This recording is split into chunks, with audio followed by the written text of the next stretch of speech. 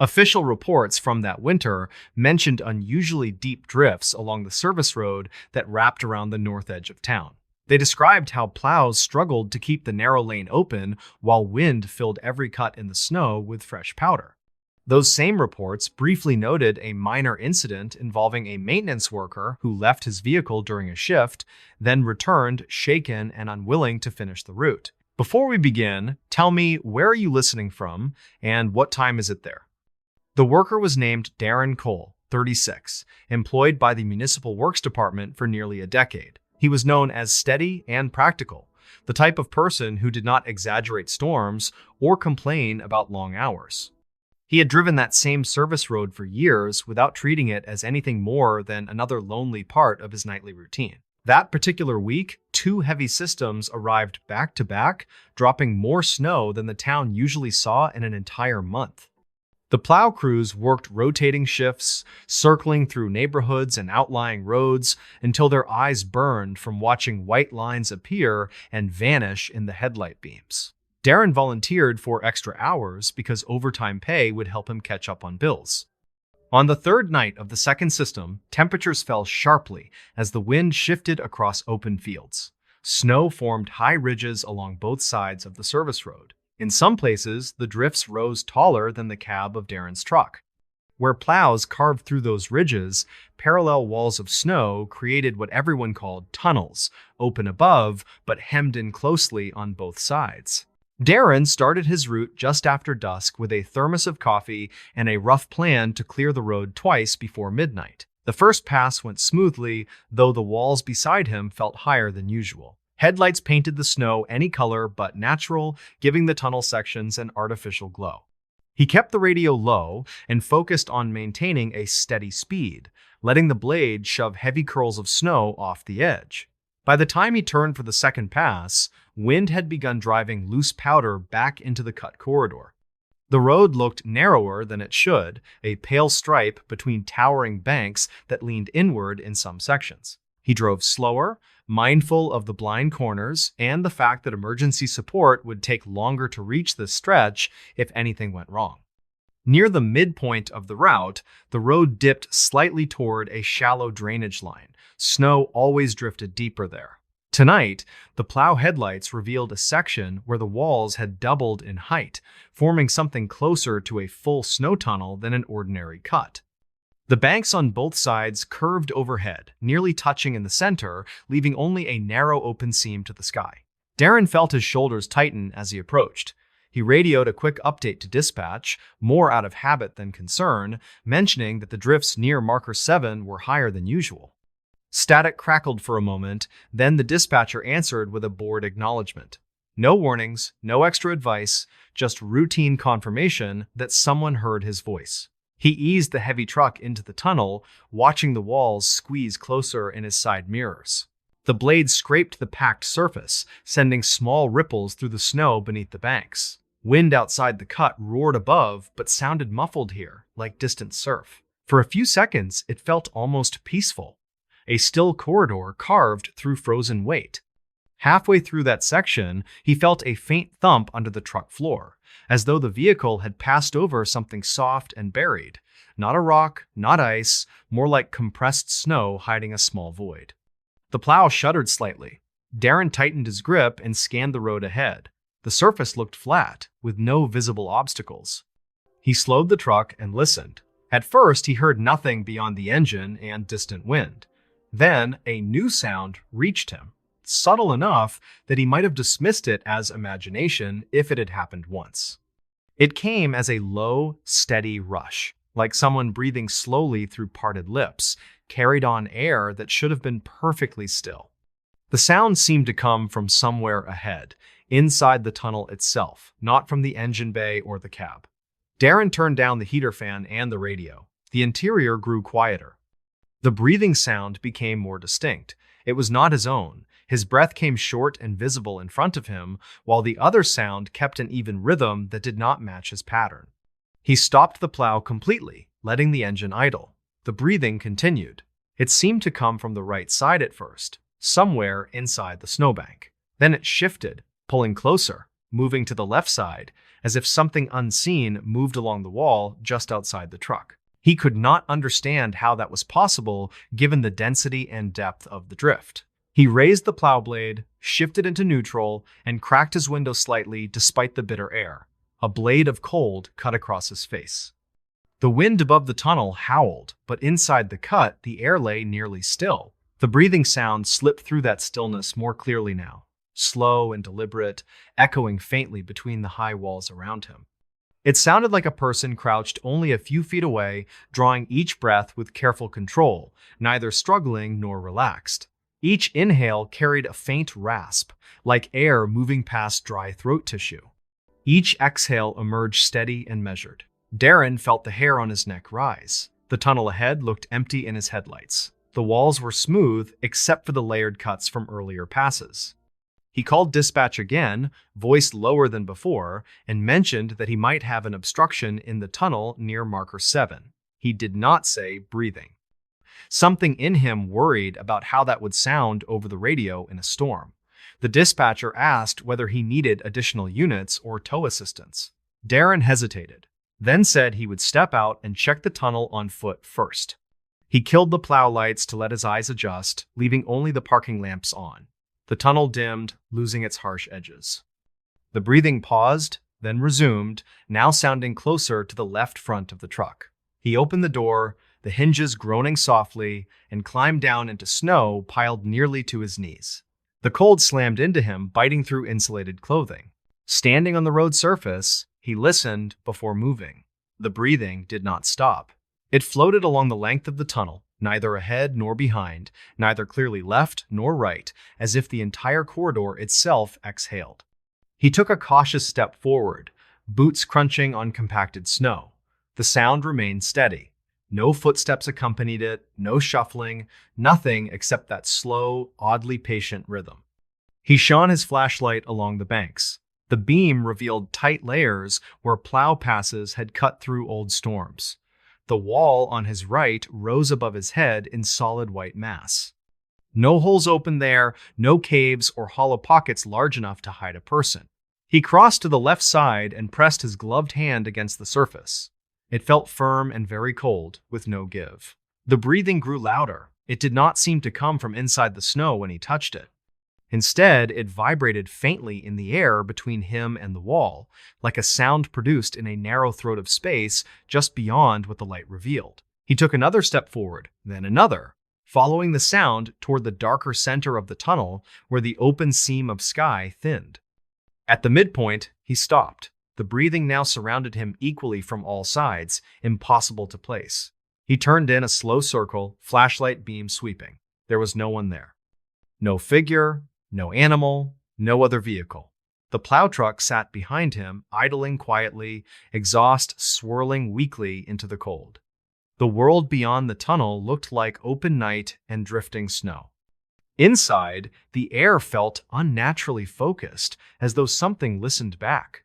He spoke aloud without planning, asking whether anyone was there and needed help. His words sounded too loud in the tight space, bouncing off the snowbanks in dull echoes. For a brief second, the breathing stopped completely. The sudden absence made his stomach tighten more than the sound itself had. The silence stretched longer than seemed natural, as if something were considering a reply. Then the breathing started again, closer. This time the rhythm changed. Each inhale arrived slightly faster, each exhale carrying a faint shaking quality, not quite a tremor, not quite laughter. He took a step backward, then another. The sound seemed to follow, matching his retreat without moving through any identifiable point in space. It reached his back before his feet did. When he reached the truck, he grabbed the door handle with clumsy urgency and climbed back into the cab. As soon as the door shut, the breathing muffled but did not vanish. It seeped through the glass and metal as though distance barely mattered. He turned the headlights back on. The tunnel ahead looked exactly as before, a carved channel in high snow, empty and pale. Darren considered reversing out of the tunnel and calling the route complete. Yet the thought of backing through that narrow corridor while the unseen breather moved somewhere just outside his field of view made him feel worse.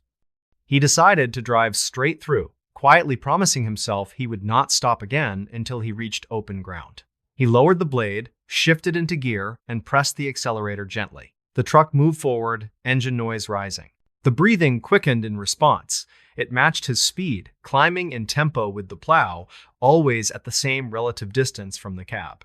When he glanced at the side mirrors, he saw only the tight walls sliding past inch by inch, as if the tunnel itself were closing. As he neared the end of the cut, the walls began to lower. More of the sky appeared above, and the wind's true voice poured into the cab. With each foot of progress, the breathing weakened, replaced by the normal roar of the storm.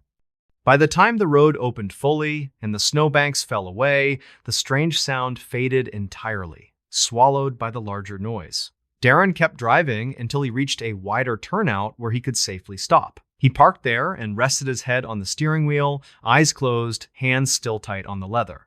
He told himself the breathing had been his own pulse in his ears, magnified by stress. He told himself the tunnel walls had changed the way sound behaved. He told himself he would accept those explanations without testing them further. At the end of the shift, he returned the plow to the depot and completed his log. The route report showed minor difficulty in drift sections and one brief stop near marker 7 for visual inspection. He wrote nothing about hearing another presence in the tunnel. He hesitated twice, pen hovering, then left the line empty. When the supervisor asked casually about conditions, he simply replied that the drifts were high but manageable. That might have been the end of it if not for what happened the following week. Temperatures rose slightly, causing the upper layers of the tunnel walls to slump inward. Another driver, a younger worker named Ellis, took the same route during an afternoon shift. Transit cameras mounted on the plow recorded the roadway for routine review, capturing sections of the tunnel as he passed. When maintenance staff later checked some of that footage for unrelated reasons, one brief segment drew attention. As the plow entered the deepest part of the drift, the audio channel picked up a low rhythmic sound layered beneath the engine. It did not match mechanical patterns. A technician isolated the frequency and played it back at higher volume. The result sounded remarkably like a person breathing close to the microphone. Ellis did not remember hearing anything unusual during that pass. The sound had been too faint under normal conditions, yet the recording existed, tied to a specific location and time within the tunnel. Someone from the department showed it to Darren, unaware of his experience. As the audio played, the back of his neck prickled. The rhythm matched what he remembered exactly. He later returned alone to marker 7 in calm daylight, parking his personal vehicle at the edge of the cut. The once towering walls had shrunk significantly, though packed remnants still rose above his shoulders. He walked the length of the corridor slowly, breathing shallowly, listening. There were no strange sounds. The snow felt heavy and dumb, shaped by plows melting at the edges. Nothing about it seemed capable of holding a voice. Still, he noticed a subtle detail near the midpoint where he had stopped the plow that night. The packed snow at the base of both walls showed shallow, rounded impressions, not from tires, not from shovels. They appeared in paired markings as if something had rested there with weight distributed evenly. The shape reminded him of knees pressed into soft material, though no stride pattern connected them. He took photographs with his phone and stood there longer than he wanted, hoping the tunnel would feel entirely ordinary again. It did not. The absence of sound in that section never felt like normal quiet. It felt like the air held its breath along with him, waiting for something to speak first. Officially, the department kept only the audio clip and a vague note about acoustic anomalies in deep drifts. They attributed the sound to wind harmonics moving through a narrow cut combined with microphone distortion. In meetings, nobody used the word breathing. Off the record, a few workers refused to drive that route during night shifts anymore, arranging schedule swaps whenever possible. Darren continued working for the department, but avoided that corridor through the rest of the winter, offering to take routes closer to town. He told people he was tired of the remote sections, that the longer drives wore on him. When he did have to pass marker 7 in daylight, he kept the cab sealed and the radio slightly louder than necessary. He never walked into another snow tunnel on foot. Whenever heavy storms built new corridors along the ridge, he watched them from the cab only, keeping his distance from their quiet centers. During calm nights at home, when wind slid along the eaves and through the narrow gap by his window frame, he sometimes caught a faint rhythm in the sound, slow and measured, like someone drawing breath just beyond sight. Each time he heard that subtle pattern, he reminded himself that snow and wind could play tricks on hearing, that tunnels altered acoustics in complex ways. Then he would turn on another source of noise and focus on anything else that did not involve confined white walls and unseen lungs. ChatGPT dapat membuat kesalahan, periksa info pent. In this news story, in the County Search and Rescue Office, there is a thin folder that looks almost empty among thicker reports about storms and falls. The label on the spine lists a January date and a short description, a single line about a lone hiker found disoriented near the frozen river. Someone later added a pencil note in the corner, only 2 words that are easy to miss among the stamps and signatures. The words say, "Strange Tracks." The hiker was named Emery Dole, 34 years old, who worked repairs for a small appliance shop in town. He usually spent his days fixing old heaters and refrigerators, traveling between houses that looked the same from the outside in winter. On his days off, especially after long weeks inside warm rooms, he liked to walk along the river where the cold felt clean. The river cut a shallow trench through the valley, wide enough to look impressive, not wide enough to draw tourists from far away. In summer, the water moved steady over scattered rocks, turning orange in late sun near the bridge. In winter, once the temperature stayed low long enough, ice formed from both sides until it covered most of the surface, leaving only narrow open channels. Locals walked near the river often, but few trusted the ice. Everyone in that part of the state knew stories about early thaw and hidden currents. There were old warnings in school lessons about weak spots that looked solid until a boot pressed hard on the wrong patch. Signs near the most popular trail told people to keep off the ice completely. Emery respected that rule most winters. He stayed on the bank path, watching the snow-covered surface from a safe distance. This particular season felt colder than usual, however, and the ice had remained unbroken for weeks. He saw snowmobiles cross upstream once where the river widened near the flats. He saw fishermen drill near the calmer bends and set their stools without comment from anyone nearby. The day of his long walk started clear and bright, the kind of sharp sky that appears between storms. The morning news mentioned temperatures far below freezing, safe enough for temporary ice routes, according to the cautious voice of the local forecaster. Emery decided to take advantage of the clear air and follow the river farther than he usually did. He parked his old truck near the small lot by the trailhead and stepped out into clean snow that squeaked under every step. Frost coated the railing near the sign that told visitors not to trust what they could not see. A breath of wind slid along the valley floor, moving loose powder in small curls around his boots. He zipped his jacket higher and pulled a wool cap down over his ears. The trail along the bank showed signs of other walkers from earlier mornings, though new flakes had softened most of the marks. Dog prints crossed human prints at odd angles, creating small loops that led back toward the town. Everything felt familiar and simple. Bare trees lined the upper slope, their branches holding a light dusting that fell whenever the wind shifted suddenly. As he walked, Emery checked the ice periodically.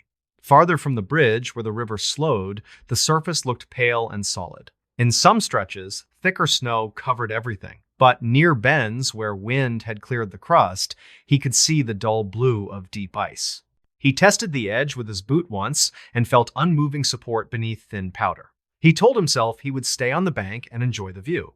That promise lasted until he rounded a bend where the trail narrowed near a steep drop.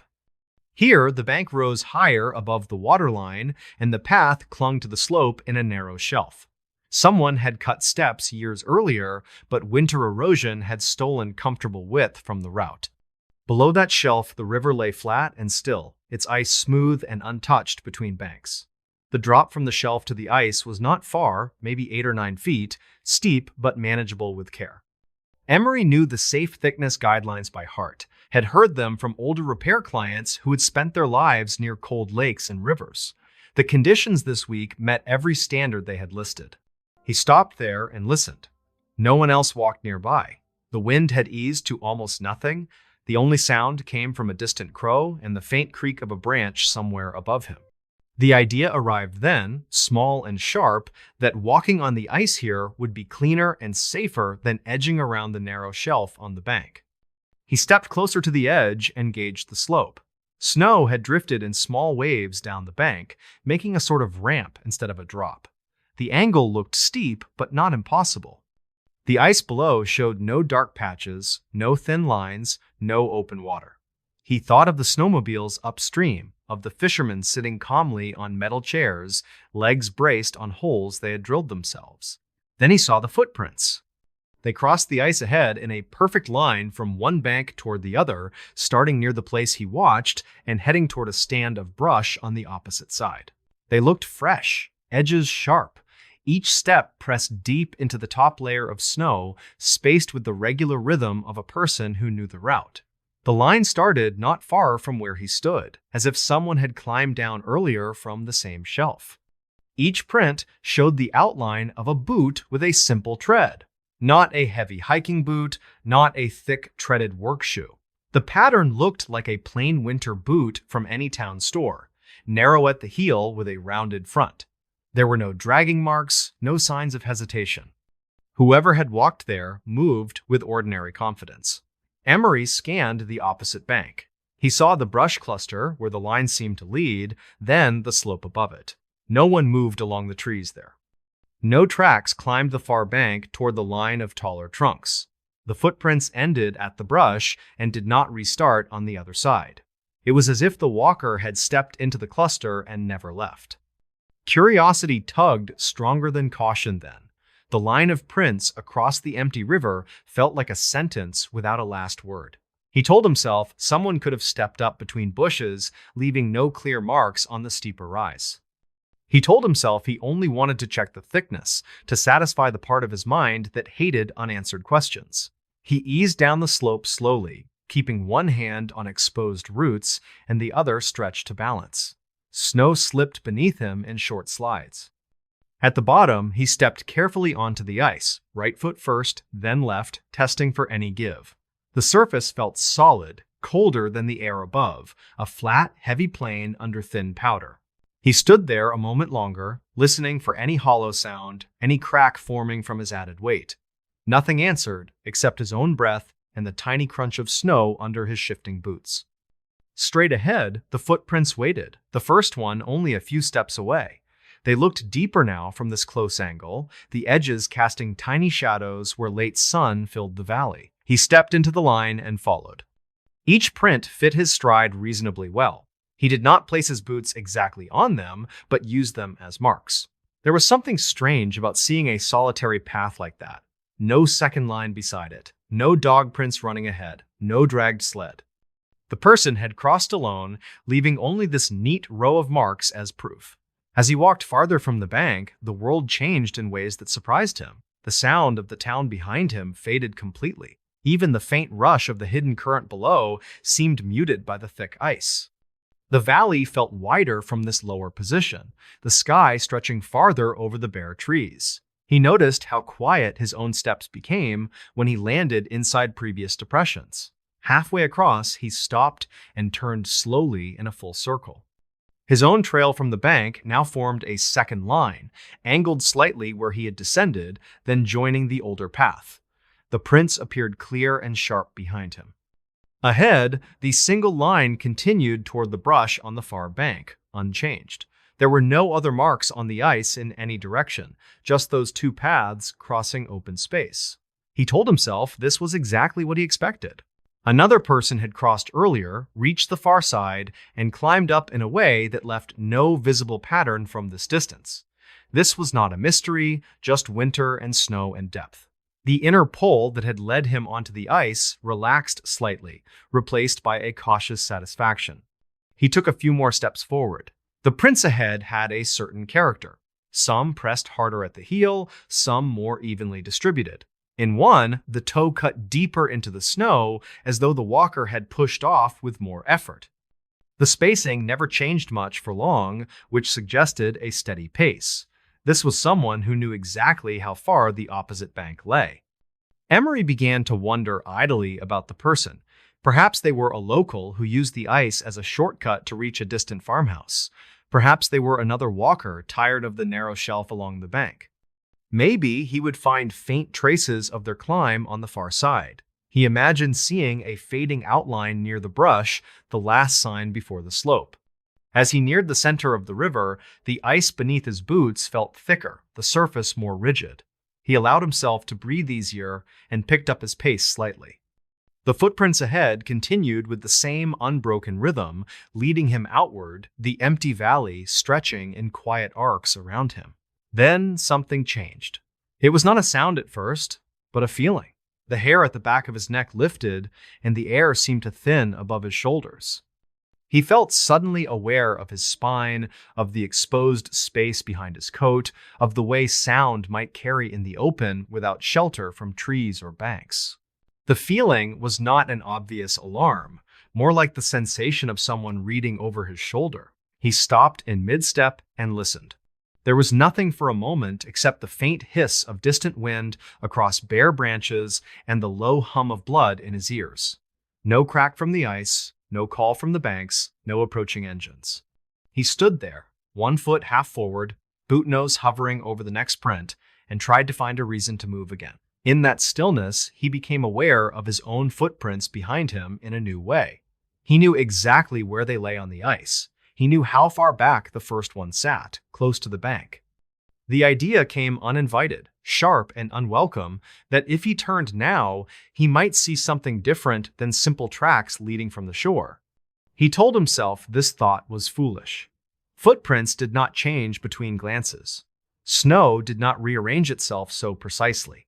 The mind made tricks out of empty space when given too much quiet. That was all. He forced himself to take 2 more steps forward, placing his boots firmly into the stranger's path, then stopped again. The feeling behind him grew heavier, more defined. It did not feel like wind. It did not feel like the vague unease of open space. It felt like the weight of eyes on his back, steady and focused, as though someone stood very still a short distance away. The urge to turn became almost physical, an itch under every layer of clothing. He turned. The movement came faster than he meant, almost a jerk. As he spun, his boots slipped slightly on packed snow, but the ice held. His eyes found the far bank first, then the line of trees. He completed the circle and looked along the path he had walked from the shore. His breath caught in his throat, leaving the next inhale thin and tight. The older footprints, the ones he had been following, did not begin near the bank as he remembered. They began almost directly behind him now. The line of deeper depressions curved away from his current position, crossing the ice in the opposite direction toward the shore that had once held their origin. They sat neatly between his own tracks. His own footprints still led from the bank to his present spot, a clear trail of boot shapes pressed into snow. But between every 2 of his prints, a second mark now rested, slightly deeper, slightly narrower, as if someone had stepped there afterward, matching his path under closer control. The original single line that had lured him onto the ice was gone. He stared, trying to find where his memory and the marks diverged. When he had first stepped down from the bank, there had been 1 set of tracks heading away, crossing the river. He had seen them clearly. He had stepped near them.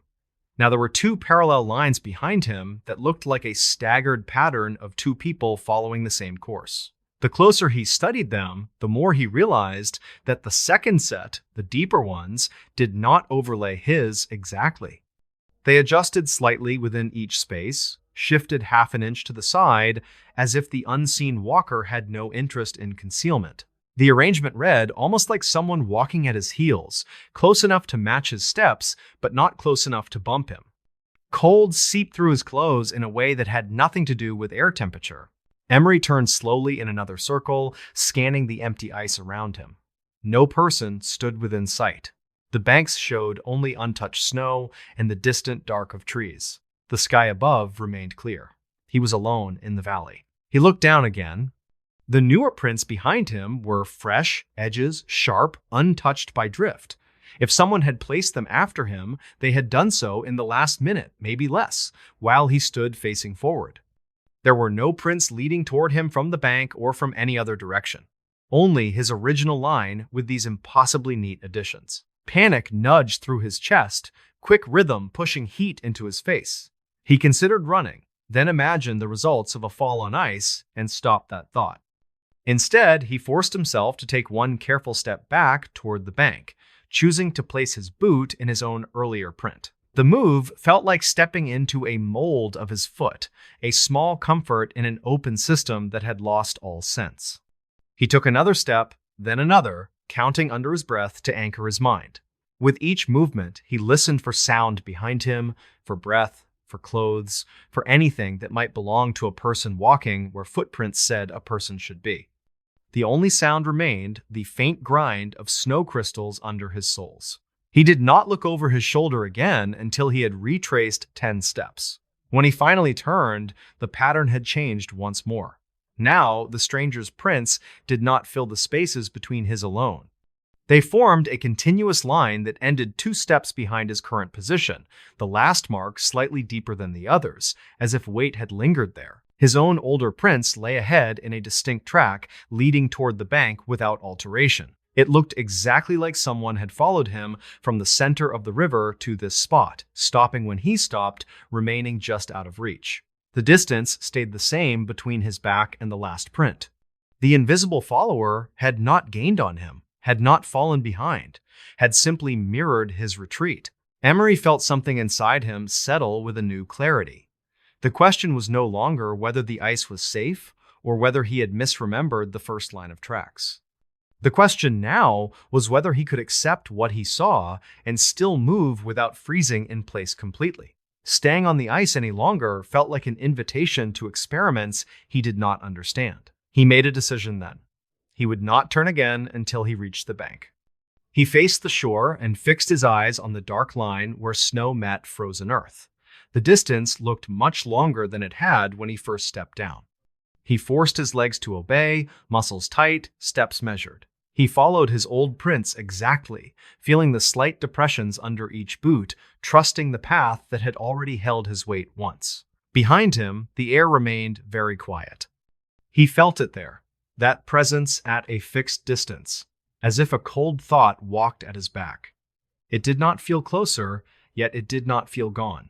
He resisted every urge to speed up, knowing that panic on ice led to broken bones and thin tragedies in winter reports. Instead, he counted each step and matched his breathing to the numbers, making his body follow a simple pattern. When he reached the place where his trail first met the edge of the bank slope, the world changed again. The ice ended under his boots, replaced by the angled snow he had slid down earlier. He felt the difference through his soles. The texture softened, the angle changed, gravity returned in a new direction. He took 2 more steps and reached for the roots near the top. Only then did he allow himself to turn. The tracks on the ice ended at the spot he had just left. His own prints formed a clear line from the bank down to that point. Behind them, slightly offset, a second trail matched each step, ending 2 strides away from the current edge of the ice. There were no prints farther out now, no evidence of a starting point for the unknown pattern. The middle of the river looked unmarked beyond that final cluster. He saw something else as well. The last in the stranger's line, the print nearest him, was deeper than the others and slightly longer, as if whoever had stood there had shifted weight forward against an invisible rise. The image formed in his mind without invitation, a quiet figure standing there, watching him climb, stopping when he left the frozen surface. He scrambled up the slope without grace, hands digging into snow and dirt, knees scraping against hidden roots. At the top, he stumbled onto the bank path and did not stop until he reached the thicker trees beyond. Only then did he turn back one final time and look down at the river.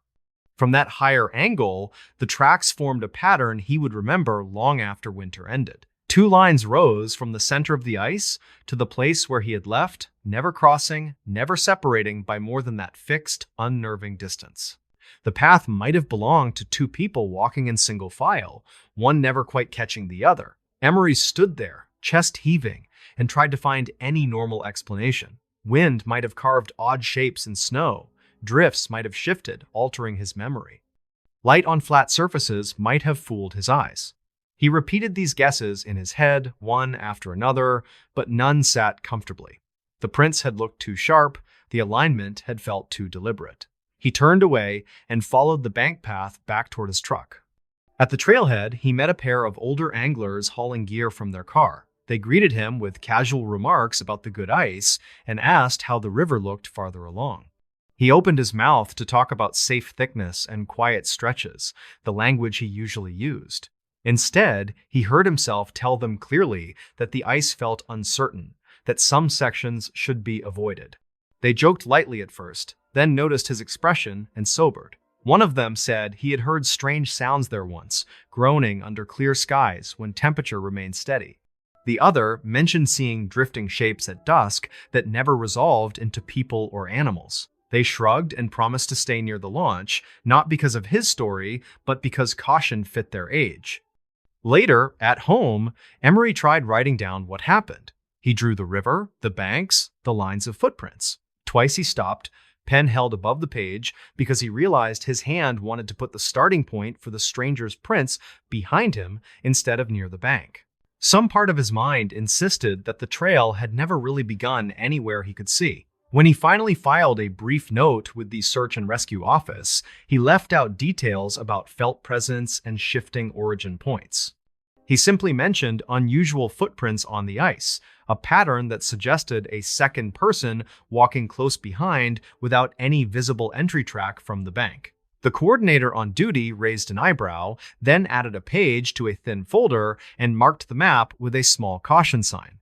As winter eased and the river ice broke in long, slow sheets, the tracks vanished. The water carried away every mark made that season. People returned to the bank path in lighter coats, their minds on spring rather than on the shapes pressed into snow months earlier. Emery still walks near the river, though he stays on the bank now even when the ice looks thick enough for trucks. When he sees a lone line of prints across any frozen surface, he treats it as a story that does not need his part. He lets unanswered questions remain where they are. Sometimes, when the path is empty and the wind falls completely still, he feels the old sensation again, that weight at his back, measured and patient. He turns quickly every time, eyes searching the path behind him. The snow there always shows only one trail, his own, unless he thinks too long about the spaces between each step. In this news story, the official police log described it as a welfare check that did not lead to any criminal finding, just an anxious homeowner and an unidentified visitor who left before officers arrived. The short entry did not mention the year on the name the visitor asked for or the way that name had already stood on a stone for more than 3 decades. The homeowner was named Rena Calder, 36, who worked as a clerk at the small county records office downtown. She lived alone in a narrow 2-story house on the edge of an older neighborhood where most families had stayed for generations. The house had belonged to her grandparents before passing through one relative after another until it reached her. Rena had grown up hearing stories about the place, stories about long summer evenings on the porch and heavy winters when snow pushed against the front door. When she moved in, she found boxes of old documents in the attic, deeds and letters, and brittle photographs that smelled like dust and slow time. Working in records, she felt oddly at home among them. The night everything happened began quietly enough. It was midwinter, and a thin crust of snow covered the yards along her street. A new storm had been forecast for the early morning. Nothing severe, just another layer added to the old one. Rena spent the evening sorting through a box of family papers in the dining room, sipping tea while the house settled around her. By midnight, she had grown tired and decided to sleep. She rinsed her mug, checked the stove twice, and locked the front door out of simple habit. Her phone rested on the nightstand upstairs, screen face down, set to vibrate for emergencies at the office. Outside, the street lamp near her driveway buzzed softly as its light turned the snow a washed-out yellow. The neighborhood usually went quiet by 10 at night. By the time Rena lay under her blankets upstairs, only the hum of the furnace and the distant rush of the highway reached her. She drifted towards sleep, thinking about a land transfer file she needed to finish the next day, one involving a parcel older than most of the modern records in her system. Sometime later, she surfaced from sleep with no clear reason at first. The room was dark except for a thin stripe of light from the hallway night bulb. The furnace had paused between cycles, leaving the house in a stillness that felt slightly too complete. She checked the clock on the nightstand and saw that it was a little after 3 in the morning. As she lay there, trying to decide whether to get up for water, she heard it, a sound from downstairs. Not loud, not violent, just out of place. 3 slow knocks on the front door, each one spaced evenly, each one resonating through the old wood and up the staircase. The sound was gentle but deliberate, like the mannerly knock of someone raised to respect sleeping households. At first, Rena thought she had imagined it, some fragment of dream still clinging to waking ears. Then the knocks came again, the same sequence, slightly louder this time, as if whoever stood outside had decided the first attempt had simply gone unheard. The house absorbed the sound, carrying it along the banister and into the hollow space under the stairs. Rena sat up, heart beginning to race. No one visited at that hour, not in this neighborhood, not without calling first. She listened for a car engine outside, for footsteps, for any hint that a neighbor might need help. There was only the ticking of the hallway clock and the faint hiss of wind moving against the eaves. She considered ignoring the sound and waiting for whoever it was to leave. Then she thought of emergencies, of relatives who might be in trouble, of mistakes in the office that sometimes reached her even at strange hours. Working with old records, she had seen how quickly small events could turn important, how easily one overlooked detail could become critical later. With that in mind, she slid out of bed and pulled on a sweater, her bare feet cold against the floor. The knocks came again as she stepped into the hallway, quieter now, almost apologetic. She moved down the stairs, each tread creaking in the familiar way. At the bottom, she paused and looked toward the frosted glass panel set into the upper half of the front door. Through the milky glass, she could make out a darker shape on the porch, tall and narrow, lit faintly by the street lamp at the edge of the yard. The outline suggested a person standing close to the door, facing it directly with that particular stillness that belonged to late-night visitors. The thought of opening the door without seeing the face made her stomach tighten. Rena switched on the small lamp in the entryway, sending a warm circle of light across the floor. She approached the door slowly and called out, asking who was there. For a moment, there was no answer, only the hush of snow outside and the faint rattle of a loose branch somewhere near the porch. Then a voice spoke, muffled through the wood, but clearly male and measured.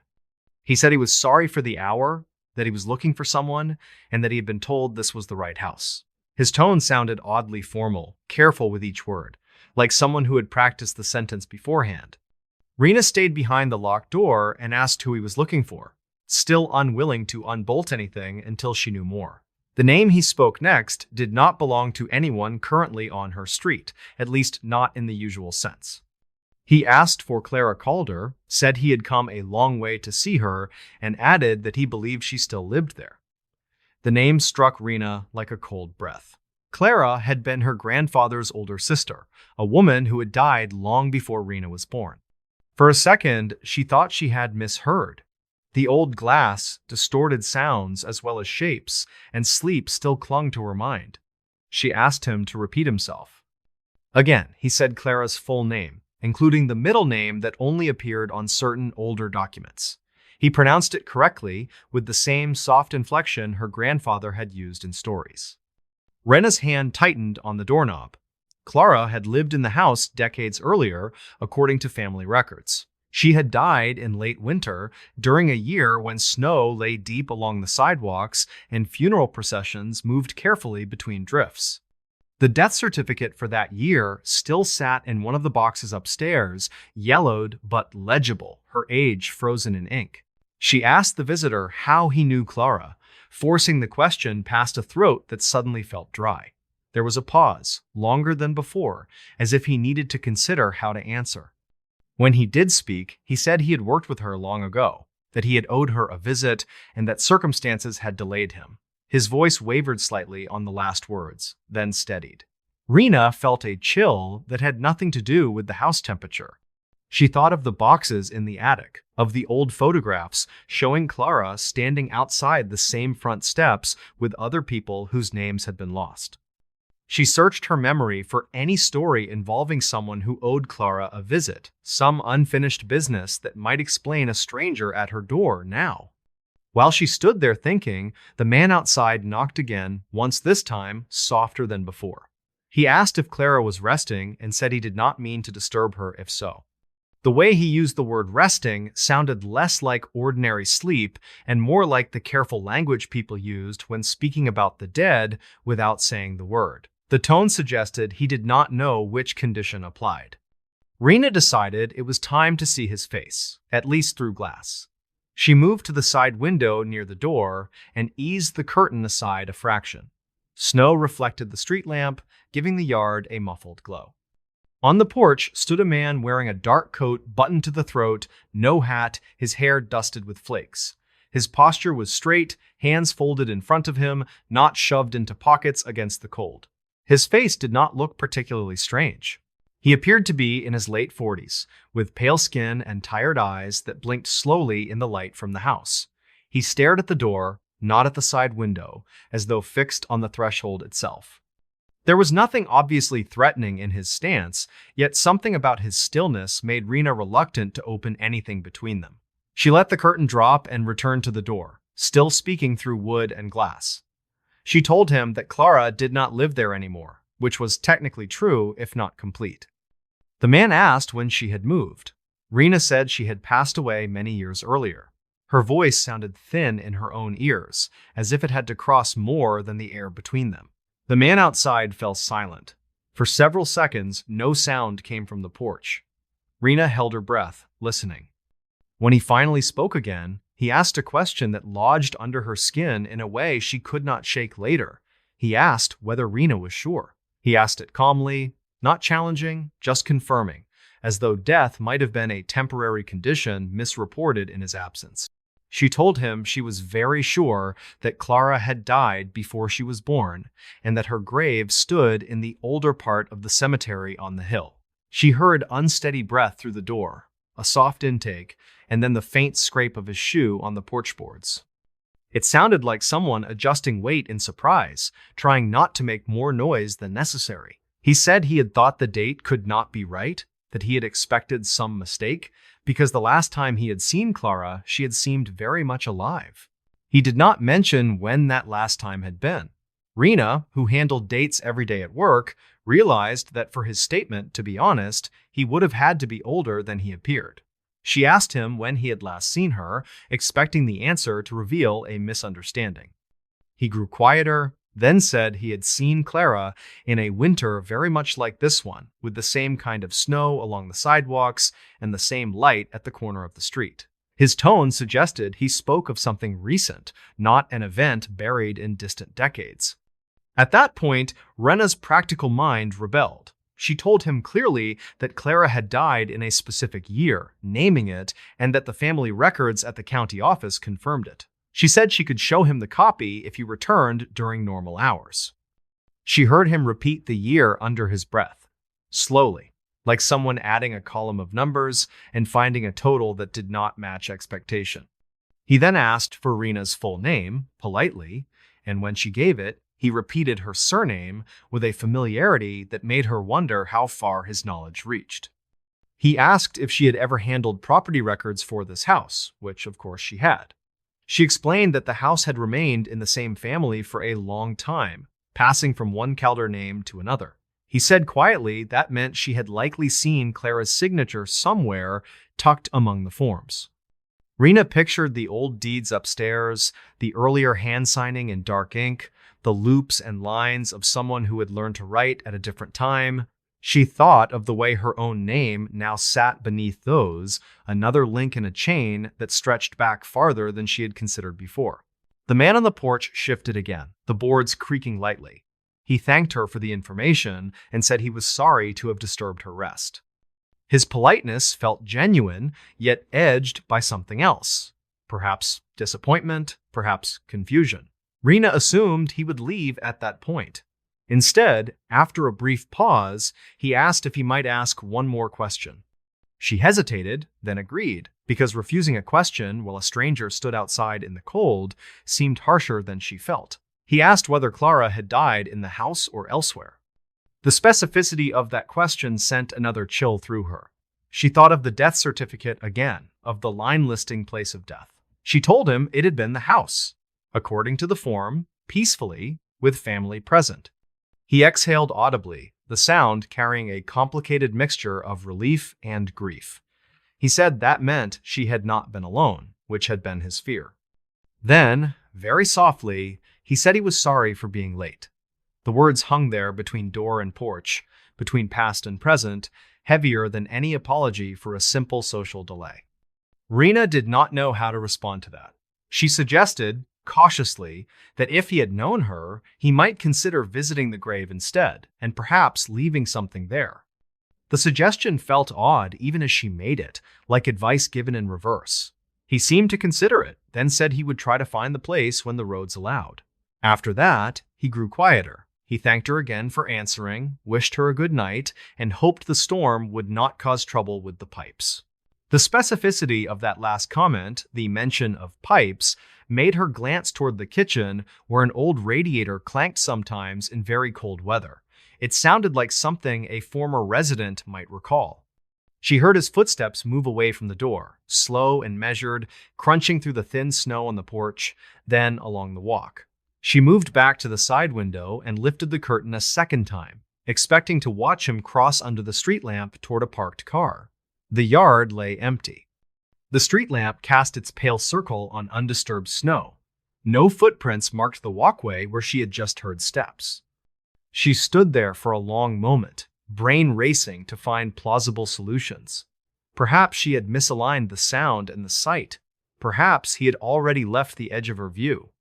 She went to the front door, keeping the chain latched, and opened it just enough to feel cold air rush in.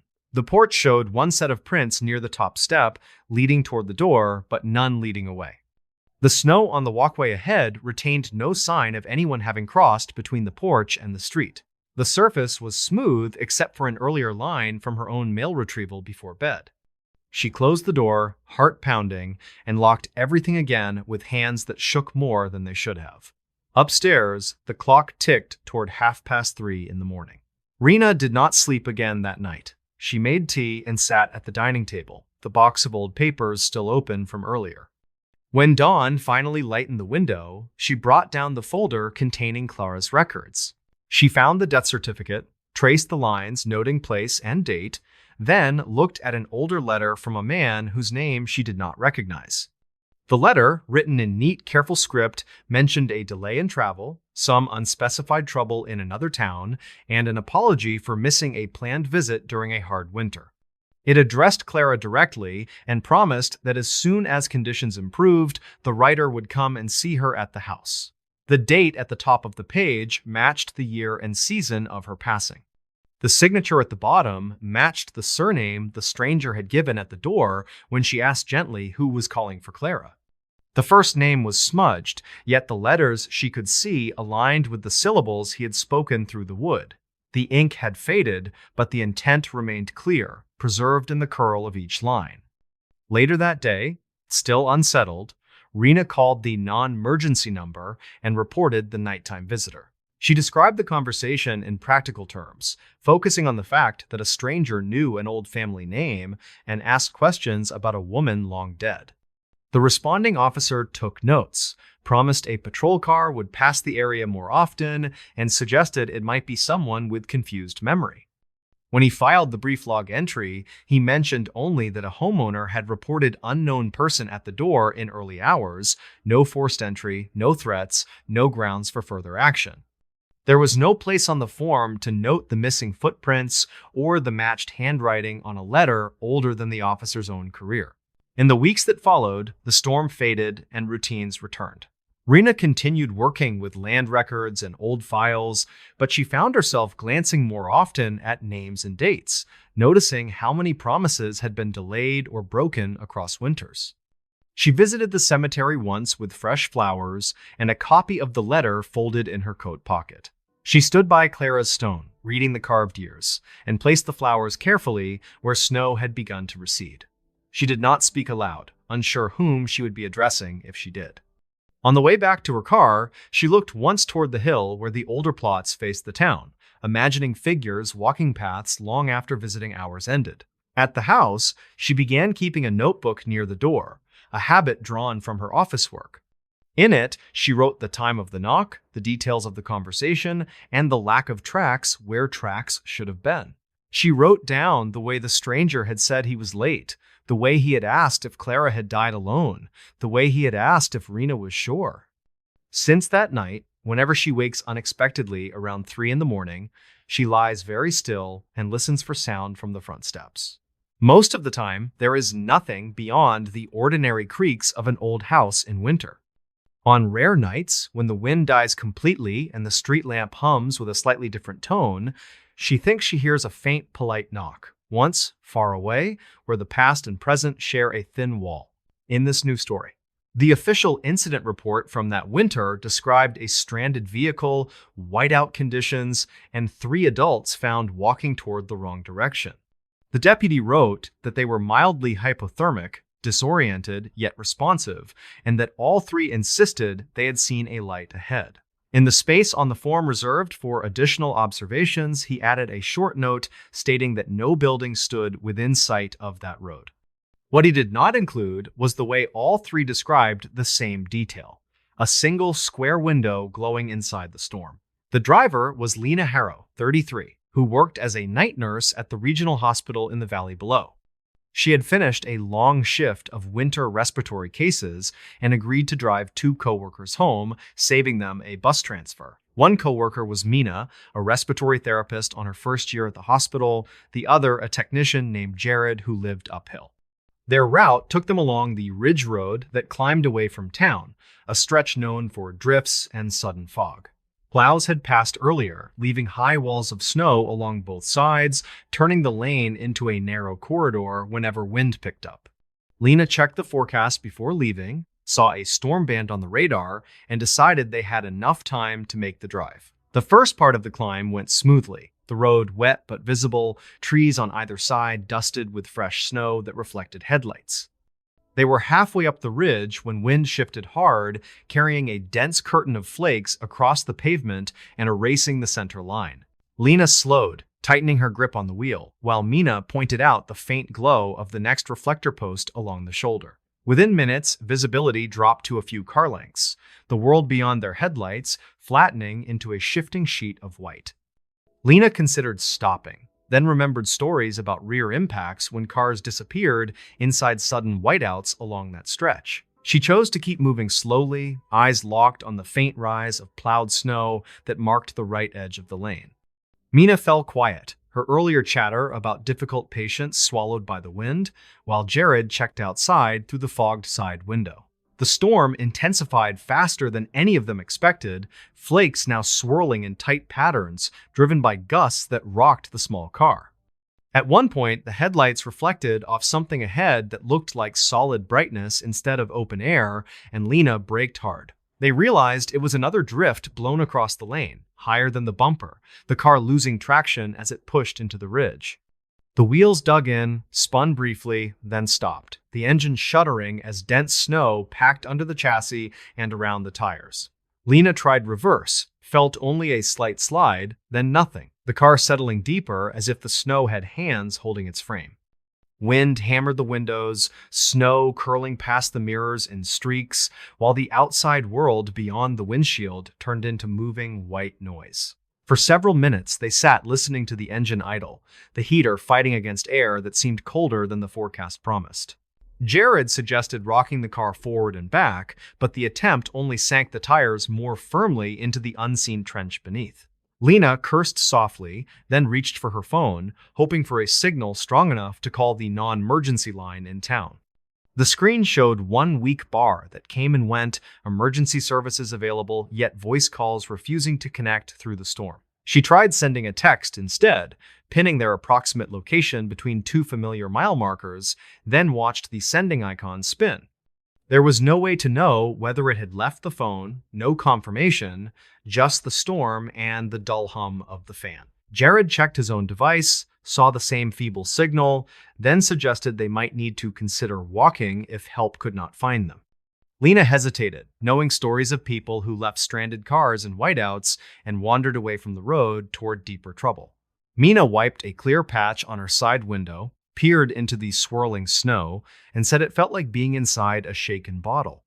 Minutes stretched, the car slowly cooling as their breaths fogged the glass, all three listening for any distant sound of another engine. The only noises came from wind and the occasional soft thud of packed snow sliding lower along the outside of the doors.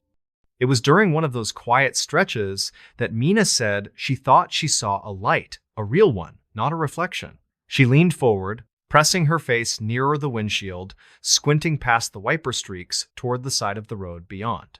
Lena followed her gaze and, for a moment between gusts, saw it too, a small square of warm yellow hovering in the white.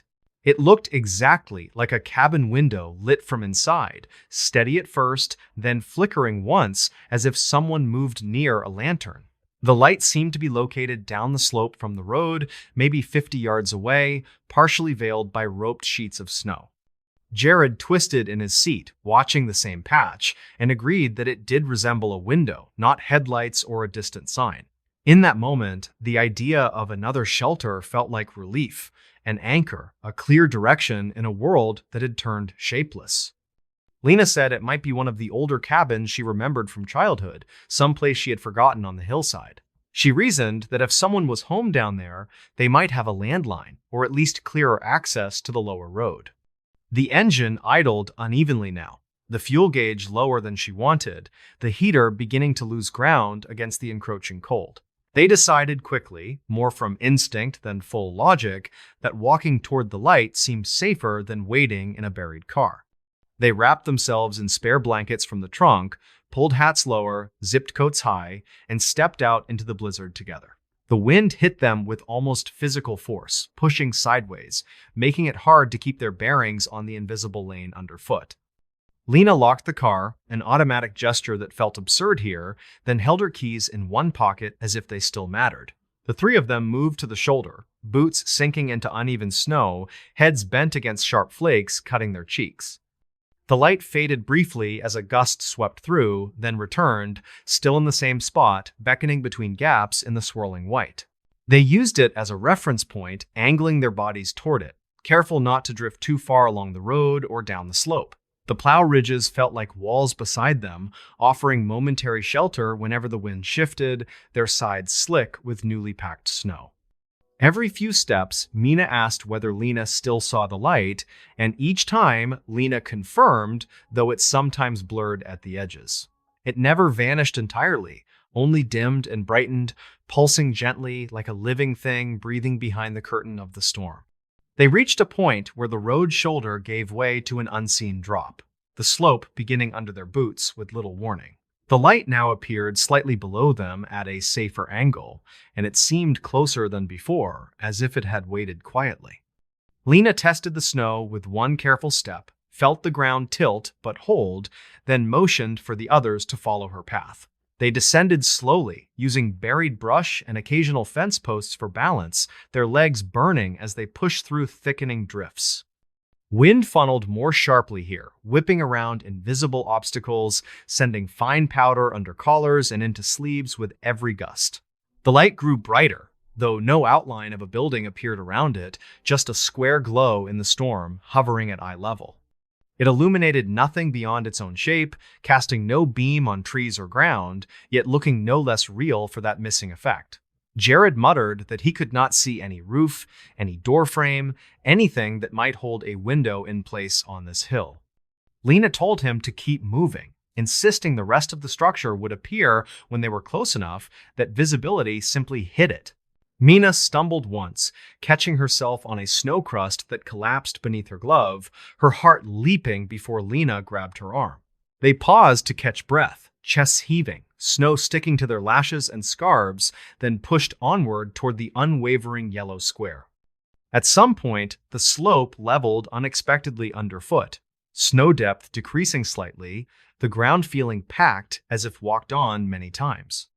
Trees loomed in shadowy shapes around them, branches coated in ice. Their forms suggested more by absence of snow than by clear lines. The light hung just ahead now, at a height that would match a window in a small one-story cabin facing uphill. Yet there was still no visible wall around it, no siding, no corner, only the rectangle of glow floating against darkness and snow. Lena raised one gloved hand, expecting to touch glass or frame when she reached the last few steps that separated them from the light. Her fingers met nothing, slicing through cold air that felt slightly warmer with a faint, dry sting that made her eyes water. The light did not shift when her hand passed where a wall should have been, remaining where it was, unaffected by her approach. Mina reached out too, more cautiously, moving her hand around the edges, searching for some physical surface that might be simply invisible. Her hand traced a rectangle of air, finding no wood grain, no metal edge, no glass, only a sensation of static across her skin. Jared circled to one side, squinting, trying to see if the light had any depth, any hint of a lamp behind a transparent pane. He reported that from the side it looked flat, like a picture hanging in the air, always facing them regardless of their angle. The three stood very close now, close enough that if this had been a real cabin window, they could have peered through easily. Instead, when they leaned in, they saw only brightness, not blinding, just a steady, warm tone that revealed no interior, no silhouettes. The snow around them quieted slightly, as if the immediate air within a few steps of the light had grown thicker, muffling outside sound. For several seconds, none of them spoke, their breaths visible, mixing with the faint steadiness of the rectangular glow suspended between trees. Then, Lena heard something beneath the quiet, a muffled resonance, almost like the sound of voices leaking through thick walls in an old house. It reminded her of working night shifts near closed rooms, hearing someone talking behind a door without catching words, only cadence and rhythm. She asked the others if they heard anything, and Mina nodded quickly, saying it sounded like people speaking very softly in another room. Jared closed his eyes and listened harder, brow furrowed, then said he thought it sounded more like a radio, low and slightly distorted. All three edged closer again, driven by equal parts fear and curiosity, hoping for any clear phrase that might prove this belonged to people. Instead, the hum of not quite words grew stronger, yet never resolved into language, circling around sense without touching it directly. Lena felt a sudden unease, deeper than cold and exhaustion, the feeling of being noticed by something that had not noticed them before. As that thought formed, the light flickered, once sharply, then steadied, the brightness dipping briefly as though a hand moved before it. The murmur of almost voices stopped dead, leaving an emptiness so abrupt that she felt pressure in her ears, like a sucked-in breath. Then, from somewhere behind them, rather than ahead, came a new sound that made all three turn at once, hearts stumbling in their chests. It was a horn, short and familiar, the clipped pattern of a vehicle alert used by local deputies when approaching stranded motorists. Up the slope, through thinning snow, headlights cut across the whiteness not from where they had come, but from another angle along the road. The beam swept across the hillside, catching trees and drift edges, briefly illuminating the three of them standing in an open patch. Lena turned back toward the light, intending to point it out, to signal the deputy that help was already waiting down here. The glowing square had vanished completely, leaving only dark trunks and snow, no trace of yellow, no lingering afterimage in the storm. In its place lay unbroken snow, shallow but undisturbed, no sign that anyone had ever built anything on that small level patch. They climbed toward the approaching vehicle, legs shaking now from more than effort, while the deputy rolled down his window and shouted. He asked what they were doing off the road, why they had left the car, which he had found half buried in a drift. Lena could only point back toward the darkness they had left, words tangled, breath puffing as she tried to explain about the cabin. The deputy swung his beam across the slope, eyes narrowed, seeing nothing but snow and trees, no tracks beyond the ones they had made. He herded them toward his truck, bundled them inside, and radioed the tow service, all while stealing glances toward the hillside. Later, at the station, when they had warmed enough to speak without shaking, all three told the same story in separate rooms. They described the light unequivocally as a cabin window, its shape, its height, its steady flicker, and the feeling of warmth near it. They also all agreed on one final detail. though it never made sense on paper, the sense that the light had been waiting. The deputy drove back up the ridge road next day with another officer, standing where they said the light had floated in the storm. In daylight, the slope showed no signs of construction, no old foundation stones, no cut ground, only natural curves under trees and snow. County records confirmed that no cabin had ever been permitted on that section, not in recent years, not in any of the older maps. People in town later suggested common explanations: a distant porch filtered strangely through snow, a reflection from a plow, tricks of tired eyes. Lena accepted those ideas in conversation, nodding, letting the talk move on, yet none of them matched what she remembered from that night. In her memory, the light remains square and steady, hovering at the right height, bright enough to guide, close enough to touch. She remembers reaching for a solid wall that was not there, feeling the air hum under her glove, sensing something on the other side. Since then, whenever heavy snow begins to fall and the ridge road turns into a corridor of whirling white, she avoids that stretch.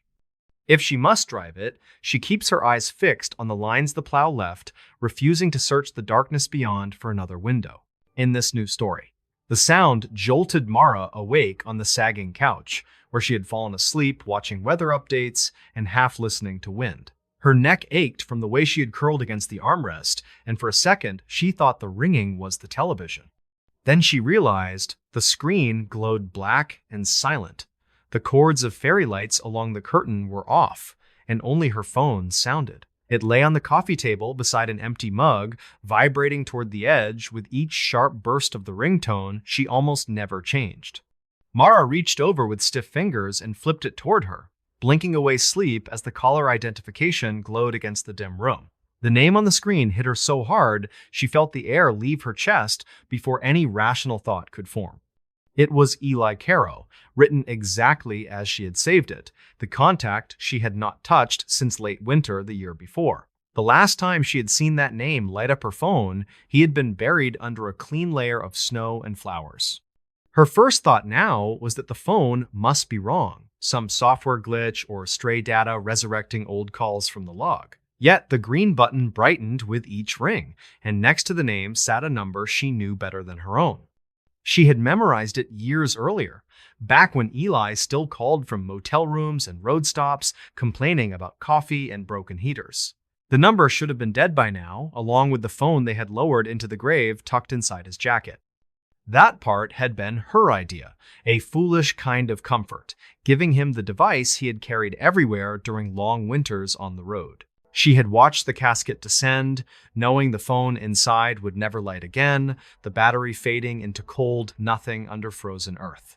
Now it lit her screen, insisting on presence, each ring stretching longer than it should, as though waiting for her to finally answer. Mara did not move at first, her hand hovering above the table, body tense under the thin blanket still wrapped around her legs. Outside, wind pressed snow against the window in soft thuds, and somewhere nearby a plow bladed past, its orange beacon leaking faintly inside. The phone kept ringing, the sound too bright for the dark room, until the familiarity of the name finally pulled her thumb forward. She did not remember deciding to answer, only the sudden quiet click as the ringing cut off and the line connected. For one suspended moment, she heard nothing. Only the faint background hush that meant a call had gone through. She expected to hear the automated carrier message telling her the number was not in service, some mechanical voice explaining a technical impossibility. Instead, she heard breathing in her ear, soft and steady, as if someone sat close enough to fog a window between them. It was not the fast, anxious rhythm she had grown used to in the hospital, not the irregular pattern of a machine. The breaths came slow and even, drawing in slightly longer than they left, with a faint hitch on every third exhale. That hitch made her think of Eli instantly, because he had breathed like that after long drives, complaining about cold air hitting his lungs. Mara swallowed hard and forced herself to speak, though the word felt fragile when it left her mouth and crossed the distance. She said his name, very quietly, simply to test whether the sound would bounce back as an echo or vanish into the hiss. The breathing stopped for 2 heartbeats, and she realized she was holding her own breath, waiting for anything that might answer. Then the line crackled, a dry, weathered sound like two pieces of ice grinding past each other under the top layer of snow. A voice followed, rougher than memory, but familiar in its bones, as if dragged upward through something heavy before reaching her ear. He said her name the same way he always had during late calls, soft at the beginning, a little laugh pinned at the end. She shut her eyes as hard as she could, feeling tears press against her lids, every part of her insisting this was impossible. There had been the crash on the county road, the black ice, the twisted truck, the call from the deputy with the flat voice. There had been the viewing, the closed casket, the pastor saying words about rest and peace, breath misting over people in their winter coats. There had been dirt on her boots afterward, the cold numbness of returning to an apartment full of his scattered things and unreturned messages. No voice should cross from that distance to the small rectangle in her hand, yet it continued, her name repeated more clearly every time. She forced herself to breathe again and said his name one more time, louder now, feeling the room tilt with the effort. This time, he answered with a sentence she could not fully catch, as if part of the sound slid sideways through static before reaching her. She heard something like asking if she was cold, asking if she could hear him well enough, his consonants frayed at the edges. Mara sat forward on the couch, the blanket sliding from her knees, every muscle focused on the small device pressed to her ear. She asked where he was, which came out sounding like a plea, the question strangled by the knowledge that the answer could not exist. There was a long pause in which she heard only the breathing again, quieter now, like someone speaking through layers of cloth. Then he said something about snow and about being almost at her door, the words dragging as though weighted by distance. Her head snapped toward the apartment door automatically, even though the deadbolt was turned and the hallway beyond should be empty. The peephole showed nothing but a dim smudge of yellow from the stairwell light, distorted by frost forming around the glass edge. She told herself he could not be outside, that this was some elaborate cruelty or a glitch twisting old voicemail into fresh sound. She lowered the phone from her ear long enough to check the call details, the screen still glowing with his name and number. The call timer ticked steadily, counting seconds of a conversation she would not be able to explain to anyone in that town. She lifted it back before the breathing could vanish, afraid that if she disconnected once, the number might never reach her again. Mara asked how he was calling, the question sounding childish even as it left her mouth, like something a child might ask a magician. Eli answered with a phrase she had heard once at a roadside diner when a storm trapped them inside and power flickered constantly. He said lines get buried and still carry signal, and that some wires never stop humming, even when people forget they exist. Then he said her address correctly, including the apartment number she had moved into months after the accident, a place he never visited. She felt her hand tighten around the phone until her knuckles ached because she had not shared that location with anyone from his past. She whispered that he could not know this address, not unless someone had told him, not unless he had stood under her window. For the first time, the breathing on the line changed, quickening slightly, as if the caller were walking through cold air while speaking. He said something about watching light in her window since the first snow, his voice catching on the word first, stretching it longer. Her gaze flicked toward the curtains, where the faint orange glow of the streetlight painted dull stripes across the fabric.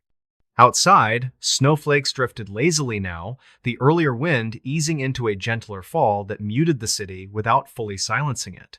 She pictured the small courtyard below, the alley beyond, the line of parking spots where her car sat half buried in white. She had looked down there earlier, around 10, when the forecast warned about heavier bands moving in, checking for any restless movement. The space had been empty then, tire tracks already softening at the edges, the world briefly harmless in its familiar shapes. Now, with the phone pressed to her ear, she could not bring herself to cross the room and peek through the curtain again. She asked a different question instead, asking why he was calling now. Why tonight, after nearly a full year of silence? His answer came slower this time. What she caught of it tangled between faint sounds that might have been wind across a microphone. He said the ground was not as quiet as people thought, that the cold made everything thinner, and that some signals rose easier.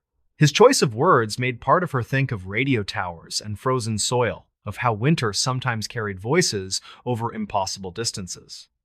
Another part thought of the graveyard on the hill outside town, where plows left high ridges between rows and stones leaned against snow. She had gone there twice since the funeral, once with flowers, once with nothing, standing by the marker with numbers she wished were wrong. During both visits, she had left her phone in her pocket, resisting an urge she barely understood to call his buried device. Now it had called her instead, as though that impulse had reversed direction and reached upward through ice and packed earth. She realized her cheeks were wet only when a drop chilled along the edge of her jaw, cooling faster than it should in the room. Her throat tightened with questions, but the one that escaped first was whether he was in pain, which sounded strange as soon as she said it. There was a soft laugh through the line, flatter than she remembered, like it passed through too many filters before reaching her. He said that cold was a kind of numbness that wrapped everything, that pain was different where he was, thinner, easier to ignore. He started to say something else about darkness and pressure, but the words dissolved into static before she could assemble them. The signal crackled, breaking up into bursts that sounded almost like overlapping voices, others layered behind his in faint, disjointed echoes. For a second, Mara thought she heard another name under his, some distant syllables pulled from a different conversation built on the same line. The call steadied again, his voice returning as if he had been pushed sideways and then guided back to the proper path. He asked if she had kept the photo on her fridge, the one of them at the lake in early autumn before everything shifted. She turned her head slowly and saw it there, held up by a chipped magnet, edges curling from years of kitchen humidity and dust. She had never posted that picture online, had never sent it to anyone else, had taken it with an old camera they'd passed between them. The idea that he could see it from wherever he was made a new kind of fear settle cold between her ribs. She asked again where he was, telling him she needed a word, any word that fit into something the living could understand. He said the town name first, then paused, as though tasting the sound, remembering how it felt when spoken through warmer air. Then he said he was just outside the reception map, close enough to catch a stray bar when conditions lined up the right way. His phrasing made no sense for a place underground, yet it matched how he used to complain about cell coverage during his long drives. He told her the bars came stronger in winter, that buried metal held cold well, and that frozen ground transmitted everything differently. Mara pressed her hand flat against her own chest, feeling her heart hammer against the worn fabric of the sweatshirt she had slept in. The impulse rose again to check the window, to prove or disprove the idea that someone stood in the courtyard holding an old phone. She stood, finally, legs unsteady, keeping the device pressed to her ear as she crossed the carpet in slow, careful steps. With her free hand, she pinched the edge of the curtain and tugged it just enough to open a narrow slice toward the outside. The courtyard lay quiet beneath a thin new layer of snow, lamplight making every small drift glow pale against the darker concrete. Her car sat where she had left it, roof softened by white, windshield wipers frozen at slightly different angles like arrested gestures. No one stood near the building, no footprints crossed from the alley to her door, no shadow moved beyond the puddle of the streetlight. Still, the breathing in her ear continued, unhurried now, as if the caller had settled into a comfortable position somewhere not easily defined. She asked what he wanted from her, the question emerging as a whisper that barely pushed air across the microphone at her mouth. For the first time since the call began, the voice on the line answered quickly, without a pause or static between words. He said he wanted to hear her say goodnight the way she used to, and promised he would not keep her long. The request struck her harder than any talk of graveyards or cold, because it belonged to rituals they had once shared during winter trips. On nights when he stayed in small motels outside truck stops, he had called her from threadbare beds, asking for the last word before sleep. She had usually given it, sometimes grudgingly when anxious, sometimes laughing, always unaware of how finite those repetitions truly were. Now he wanted one more, borrowed from the life that had kept moving without him, layered over static and impossible distance. Part of her wanted to end the call, to sever whatever strange filament connected her warm living room to that unknown darkness. Another part believed him, believed that if she said the words, he might drift farther from her, perhaps toward rest that sounded peaceful. She steadied her voice and said goodnight, using his name at the end, shaping it carefully so no syllable could be mistaken. For a heartbeat, nothing answered. Then he repeated her words back softly, as if testing how they sounded on his side now. The breathing grew fainter, like someone walking away down a long hall, each step pulling the sound farther from the microphone. He said thank you in a tone she could not quite recognize, neither fully his old warmth nor fully the flatness of the earlier laugh. Then the line clicked, not with the digital tone of a call dropped by software, but with a small mechanical finality she felt in her teeth. The screen returned to its neutral homepage, the call log marking the connection as just another entry with a simple duration count.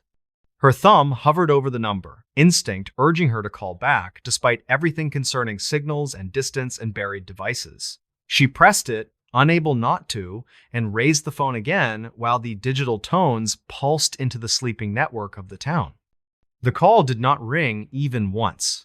Instead, the carrier message answered immediately, a bright, apologetic voice stating that the number was no longer in service. Mara tried again and heard the same message, the same polite finality, making her feel as though the network itself had closed a door. Later that week, shaken but needing solid ground, she drove to the small office of the carrier listed under the number in old paperwork. There, a clerk pulled up the account and confirmed that the line had been deactivated months earlier after the last unpaid bill expired. The record showed no active forwarding, no recent activity, nothing except a final disconnection note that matched the date she vaguely remembered. When she asked whether a deactivated number could place an outgoing call under strange conditions, the clerk smiled uncertainly and shook his head. He explained that once a number was fully released, it could not ring through like a normal line unless reassigned to a new customer. She asked whether anyone new had been assigned that same sequence yet, and he checked twice before confirming that it remained inactive in their system. Mara thanked him and left, her head buzzing with the bright shapes of office lighting and the flat certainty of the clerk's voice. She drove past the cemetery on her way home, unable to stop herself from glancing toward the hill where snow lay between crooked stones. The plow mounds along the entrance had hardened into dirty ridges, and the road beyond them curved out of sight behind bare trees. She did not turn in. Not that day. Not with the phone sitting heavy in her pocket like a small, unanswered question. At night, back on the couch, she scrolled through her call log until she reached the midnight entry, thumb resting on Eli's name. She listened to the faint hum in her apartment, the refrigerator cycling, the distant traffic, the wind moving softer now along the building.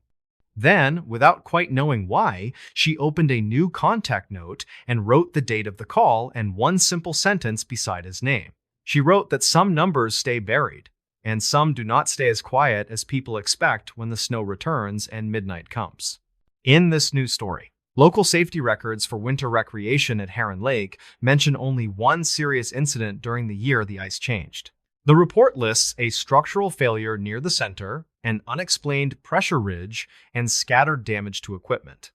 It does not mention what several witnesses claimed to see crawling out of the opening before the surface froze again. Heron Lake sat a few miles outside a small northern town, ringed by spruce trees and low, rocky hills. In summer, the shoreline filled with campers and anglers, their voices carrying over the water late into the evening. In winter, the lake belonged mostly to locals who trusted the ice more than visitors ever did.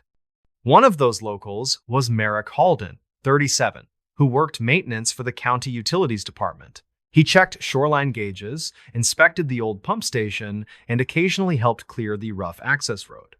On weekends, he ice fished with his older cousin Lisa, using a portable shelter and a small heater, spending hours in quiet conversation over drilled holes. The winter, everything happened, arrived colder than usual. Weeks passed without a proper thaw. The town measured record-low temperatures several nights in a row, while frost crept farther across windows than residents remembered.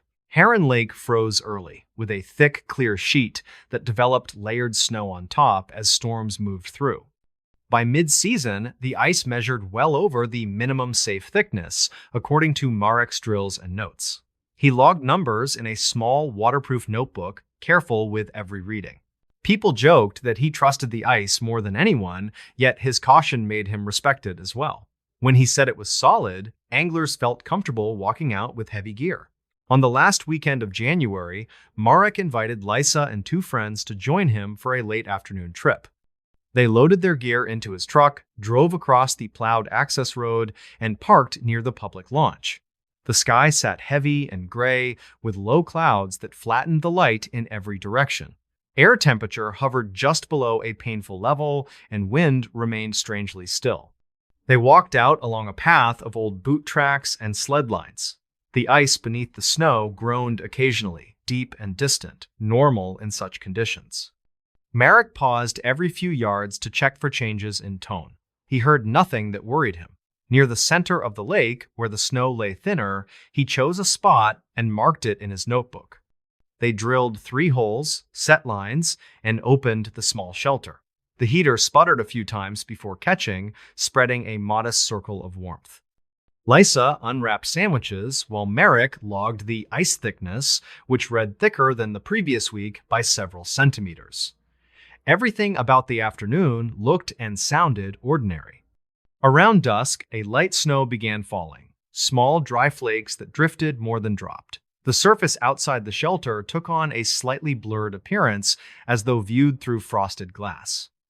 Marek checked his watch and considered packing up early.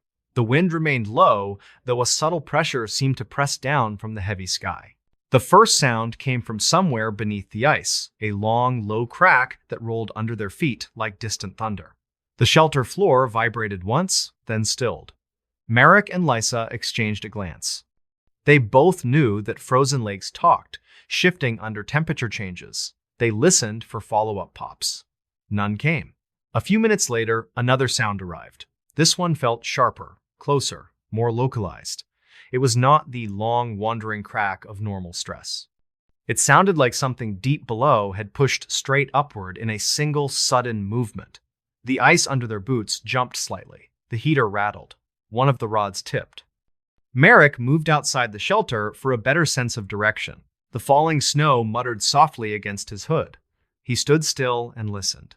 For a moment, there was only muffled quiet. Then he felt a faint tremor under his soles, followed by a short series of clicks beneath the surface, as though something were flexing a trapped joint. Lisa stepped out beside him, her breath showing in quick bursts. Marek pointed toward a darker patch several yards away, where snow cover looked thinner and the underlying ice more visible. Even through the soft flakes, he could see faint lines radiating from that area, like tiny spokes developing around a center point. Another crack sounded, louder now, accompanied by a visible shiver in the ice. The spokes lengthened. Snow near the center slumped slightly as hidden fractures shifted. A thin white plume of frost rose from the surface, surprising Marek more than the sound.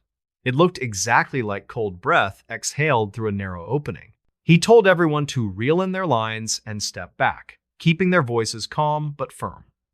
Experienced anglers knew better than to stand near fresh cracks.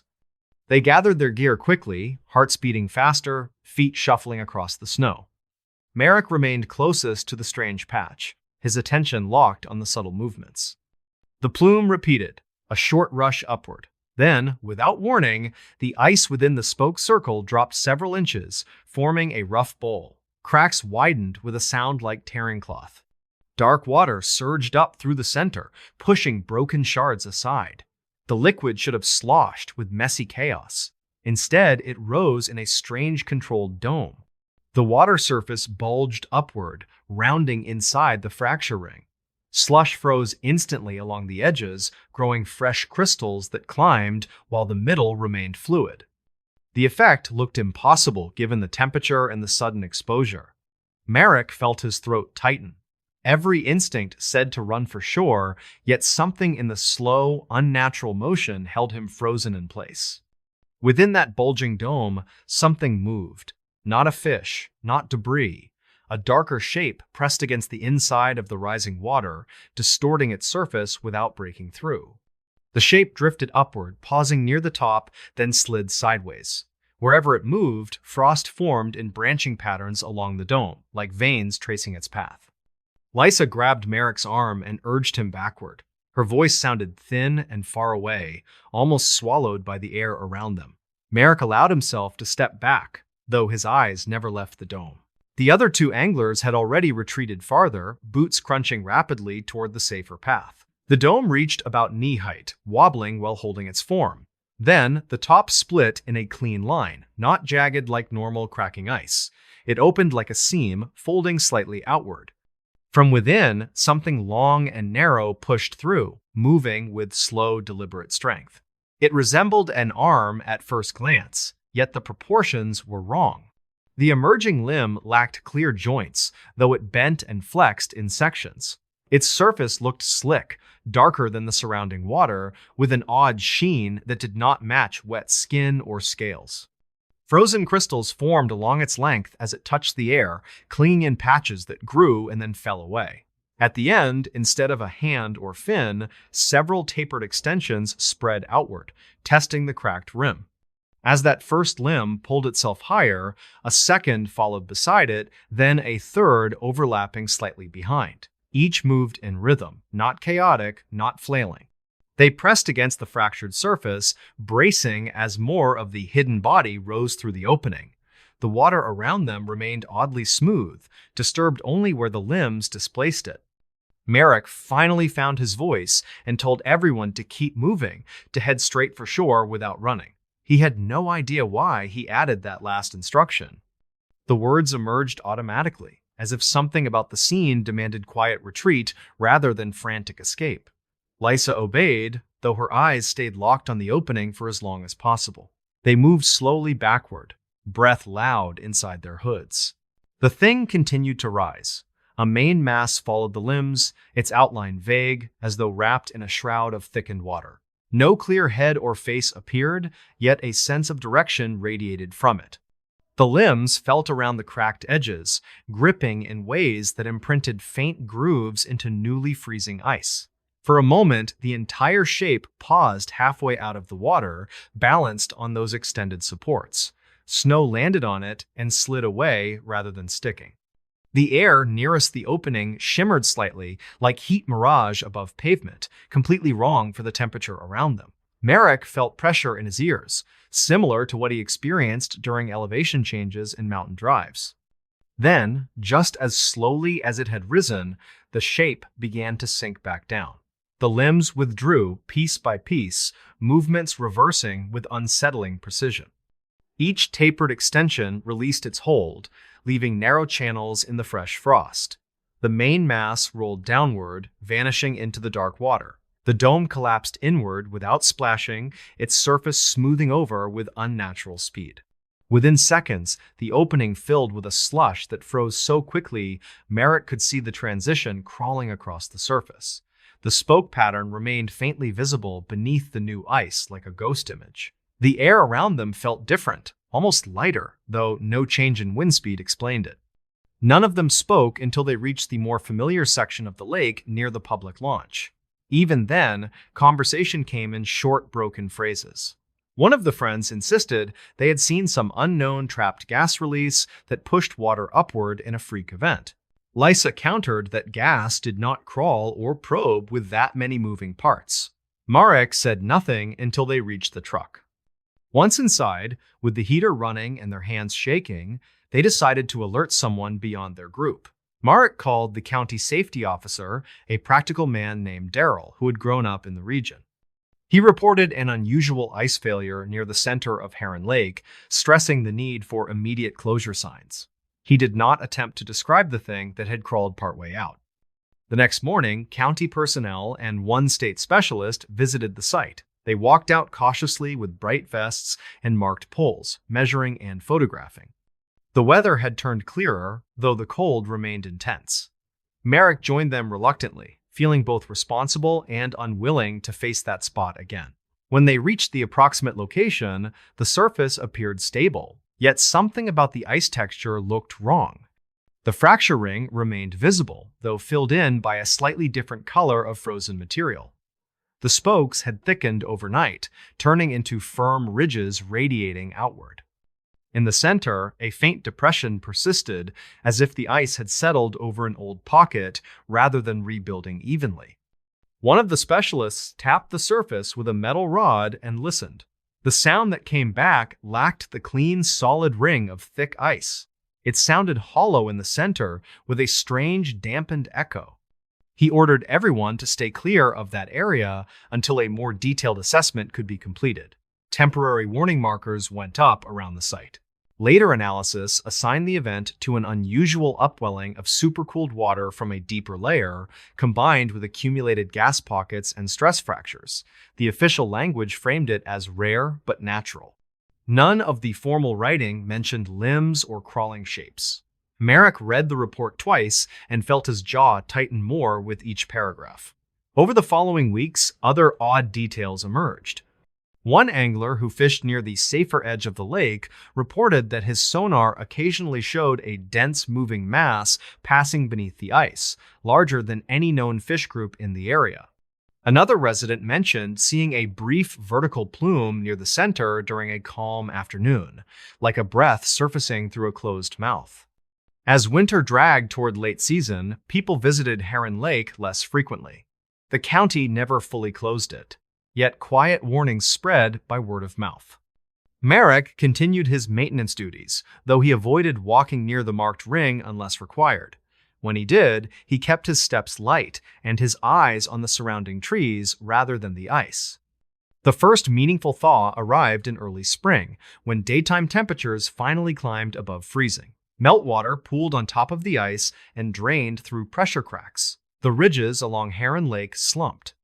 Flooded shorelines reflected gray clouds like broken mirrors. Officials planned the timeline for opening the launch to boats again, confident that the worst of winter had passed. During that period, one more incident occurred. A pair of teenagers walking along the shore in late afternoon reported seeing something unusual near the Central Depression. They described a patch of meltwater that remained completely still despite wind stirring every other puddle. Within that still patch, ripples appeared from nowhere, radiating outward in perfect circles as though raindrops fell through an invisible ceiling. The teenagers claimed that as they watched, tiny wavelets formed against the underside of the remaining ice, pushing upward as if something below tested the thinning barrier. No obvious shape appeared, yet the motion looked coordinated rather than random. They left quickly and told a parent who mentioned it to Merrick during a hardware store visit. By summer, the lake lost its ice entirely. Boats crossed the same area without incident. Anglers cast lines where the fracture ring once sat. Sonar displays showed ordinary structures and familiar fish. Official attention moved on.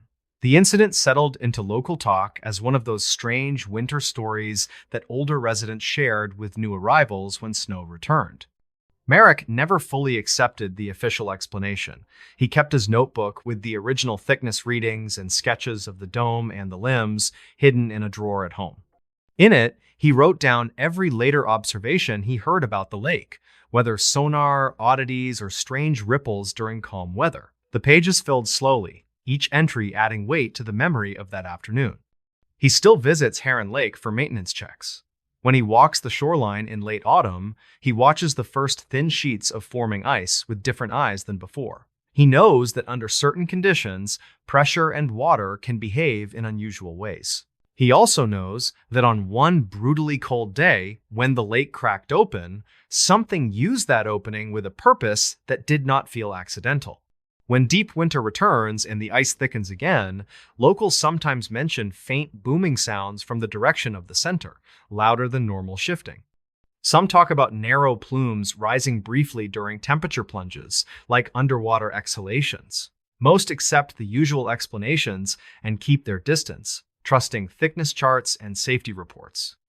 Merrick continues to drill and measure, careful as ever, yet he no longer describes any ice as completely safe. In his mind, Heron Lake now holds more than cold water and trapped gas beneath its surface.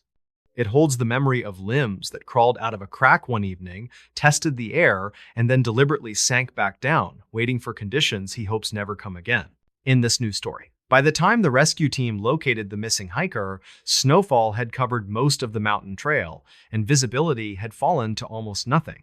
The radio update they sent back to base mentioned hypothermic exposure and disorientation, yet no one at the station understood the full meaning behind those calm words until the hiker was brought down to the clinic and someone noticed the odd absence around his feet. The man's name was Jalen Cross, 34, who worked as a freelance surveyor for small regional mapping projects.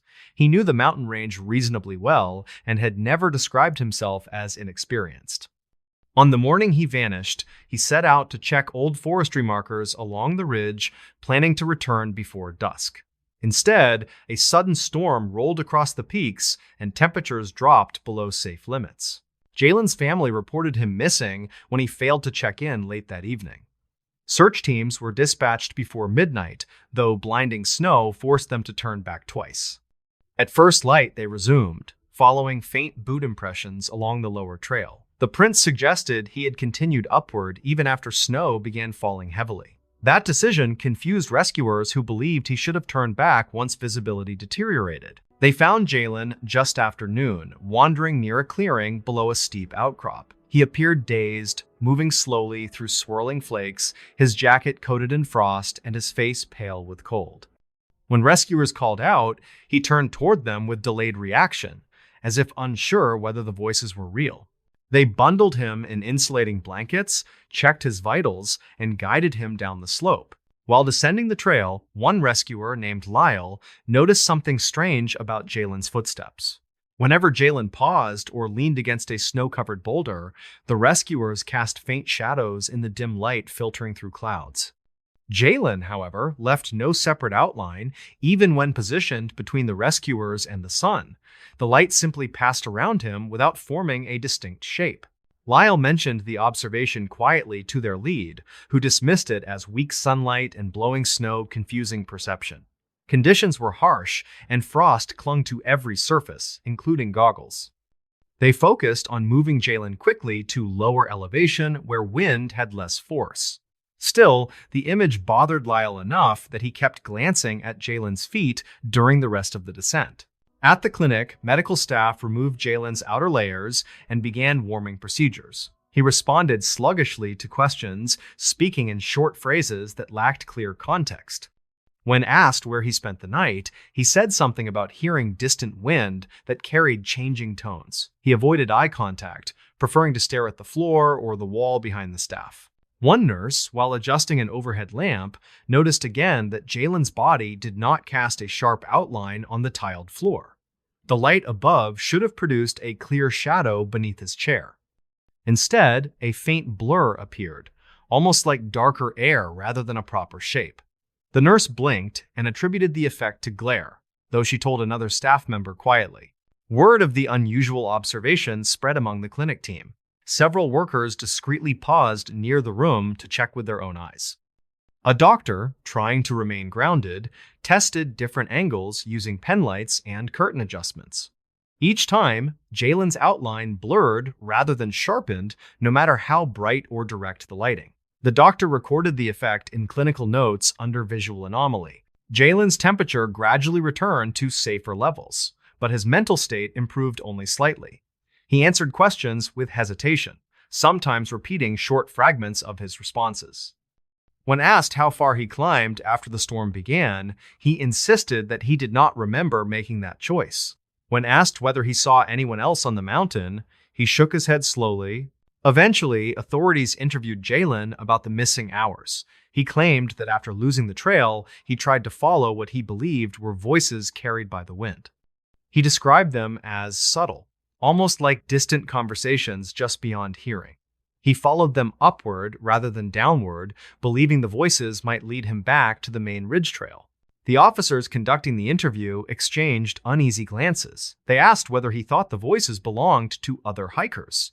Jalen responded that he could not determine the direction. He said the tones shifted in ways that made sense only in the moment, but not afterward. He also mentioned that whenever he stopped moving, the wind seemed to press against him from all sides, like invisible currents. That night, after Jalen was admitted for observation, Lyle visited the clinic, hoping to check Jalen's condition. As he reached the hallway near Jalen's room, he noticed overhead lights flickering slightly. Inside the room, the curtains had been closed to keep warmth in. Even with dim lighting, Lyle could tell that the floor near Jalen's bed looked flatly illuminated without the usual shape beneath it. He left without saying anything. The following morning, a senior physician reviewed the case and held a brief meeting with clinic staff. They agreed to document the absence of clear shadow as a temporary visual phenomenon possibly related to lighting, medication, or extreme fatigue. The physician avoided speculative language, emphasizing that the priority was ensuring Jalen's recovery. Privately, though, several staff felt unsettled. When Jalen was stable enough to go home, his family visited to bring him warmer clothes and collect discharge instructions. His sister, who had known him all her life, noticed immediately that sunlight from the clinic window did not cast a proper outline on the floor where he stood. She asked Jalen about it quietly. He looked down, then away, and said he had noticed strange reflections since returning from the mountain. Back at home, the situation became harder to ignore. Lamps in Jalen's living room illuminated surrounding furniture normally, but the area beneath his feet remained vaguely lit, lacking the darker impression his family expected. Outside in daylight, the effect appeared more dramatic. While his sister cast a clear figure on the snow-covered ground, Jalen's outline faded quickly into indistinct blur. Neighbors commented, some out of genuine concern, others with discomfort. Jalen tried to resume normal activities, but whenever he walked along the street during bright afternoons, passing drivers slowed slightly, staring at the strange lack of shadow trailing him. Rumors spread faster than explanations. Some speculated about lighting tricks, others about medical conditions nobody could name confidently. Meanwhile, Jalen continued describing auditory impressions that lingered after the rescue. He claimed that whenever he stood outside during windy evenings, he heard faint voices behind gusts. Not clear words, but shifting tones similar to what he heard on the mountain. He insisted that the voices seemed to recede whenever he stepped indoors. They returned only when he was directly exposed to moving air. His sister urged him to follow up with specialists. They visited a larger hospital in a neighboring county where imaging scans showed no neurological damage. An ophthalmologist tested his visual perception and found nothing abnormal in his ability to perceive shapes or light. A separate eye exam confirmed healthy retinas. Specialists suggested that stress and exposure might produce lingering sensory distortions. Still, none of the explanations addressed the missing shadow. One specialist dismissed the concern entirely, saying shadows were products of lighting conditions and perspective rather than physical attributes of individuals. Jalen tried to accept this, yet when he stood next to fellow patients under identical lighting, he saw their shadows clearly while his remained faint. As winter progressed, the voices near the wind grew more distinct. Jalen began recording short audio clips outside his house during gusty nights. Most of the recordings contained only static and typical wind patterns. However, one file captured something faint beneath the surface noise, a distant, fluctuating tone that rose and fell at regular intervals. He played it for his sister, who admitted hearing something unusual. During one particularly cold evening, Jalen stood near the back gate while snow drifted against the fence. The moonlight cast long shadows from nearby trees across the yard. Jalen watched those tree shadows stretch across the snow, sharp and dark. He stepped into the moonlit area and expected to see his own shape join them. Instead, the snow remained bare except for faint texture. He listened closely and heard a low hum inside the wind, like layered breathing. The sound moved from one side of the yard to the other, not matching the direction of wind. He felt a chill move across his arms, though no cold gust touched his face. He stepped backward, and the tone faded. When he re-entered the house, the silence hit him abruptly, like someone closed a door on unseen voices. The strangeness continued through late winter. Jalen returned to work part-time, though coworkers often watched him with lingering curiosity. Some joked uneasily about his missing shadow. Others avoided discussing it at all. Jalen focused on his tasks and avoided long outdoor routes, preferring indoor sections of mapping projects until weather improved. One afternoon, his supervisor asked whether he felt ready to take field assignments again once snow receded. Jalen answered cautiously, saying he would consider shorter routes first. He did not mention his concern that the mountain wind still called to him in subtle ways, especially when standing near open terrain. He did not want to explain something that made sense only during those nights outside. When spring finally arrived, Jalen's shadow began to return gradually. At first, he noticed faint outlines beneath his feet in early morning sunlight, though they blurred quickly when he moved. Over the next weeks, the shape strengthened, becoming more distinct under direct light. His family noted the gradual improvement and expressed cautious relief. Jalen, however, remained unsure. The voices disappeared slowly as weather warmed, fading into normal wind noise.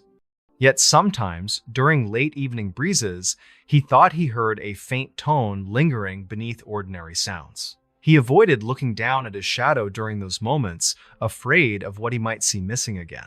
By summer, most residents had forgotten the odd winter incident. Jalen continued working and saw fewer curious glances. His shadow looked normal by all practical measures, though he privately noticed occasional distortions near its edges whenever wind gusted sharply. He convinced himself they were tricks of light or uneven ground. Still, whenever he passed the trailhead leading up the mountain, he felt an involuntary tension in his shoulders. He avoided hiking alone, especially near places where wind funneled through rocky corridors. He told himself the mountain held no claim on him, that whatever happened during that storm could not follow him indefinitely.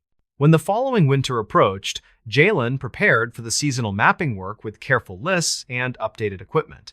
Forecasts mentioned typical storms moving in from the west, none unusually severe. Even so, he found himself listening to early gusts with deeper attention than before. He checked his shadow on snow-covered ground once or twice, assuring himself it remained present. The first real storm arrived in late December, bringing heavy flakes and low clouds. Jalen stayed indoors during the worst of it, sitting near a window with warm lights behind him. He watched his shadow stretch across the floor, clear and steady. He listened to the wind outside, hearing only normal patterns. He allowed himself to breathe easier, thinking that whatever touched him on that mountain might never return. Still, during those long nights when snow drifted against his windows and wind pressed against his door, he sometimes felt the faintest suggestion of a whisper behind the gusts. It was always quiet, always distant, always present, only when the storm reached its deepest pitch. He never opened the window to listen closer. He kept the curtains drawn and lights on and waited for winter to pass.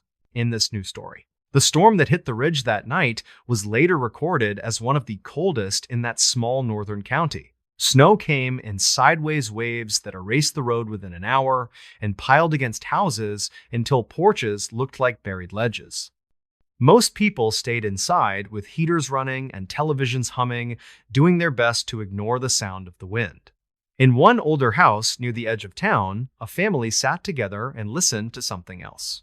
The house belonged to Rowan and Lee Harrow, both in their late 30s, who lived there with their 12-year-old son Micah. The building had belonged to Lee's grandparents years earlier, a narrow wooden structure raised slightly above the frozen ground on thick concrete blocks. A low crawl space ran under most of the floors, just high enough for repair workers to slide through during warmer months.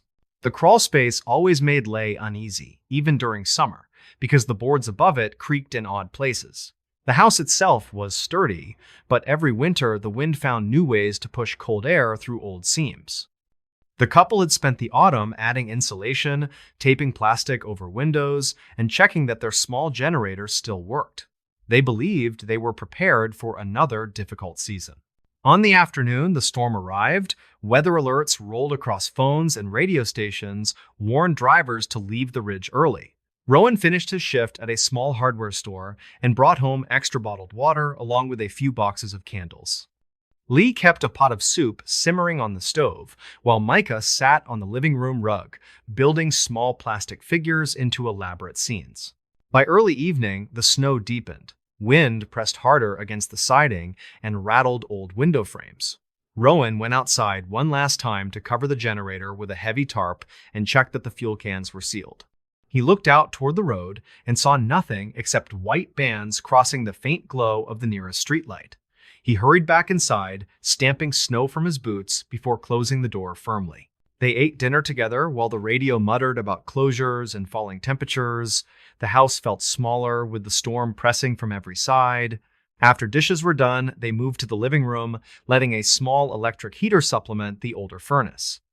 Micah asked about possible school closures the next day, clearly hoping for a long morning under blankets. Around 8 that evening, the power flickered, steadied, then failed completely. The heater clicked off, the refrigerator went silent, and the house became suddenly quiet except for the storm outside. Rowan found the candles quickly and lit several, placing them on safe dishes across the room. The soft light made familiar furniture look different, with long shadows where bright corners usually sat.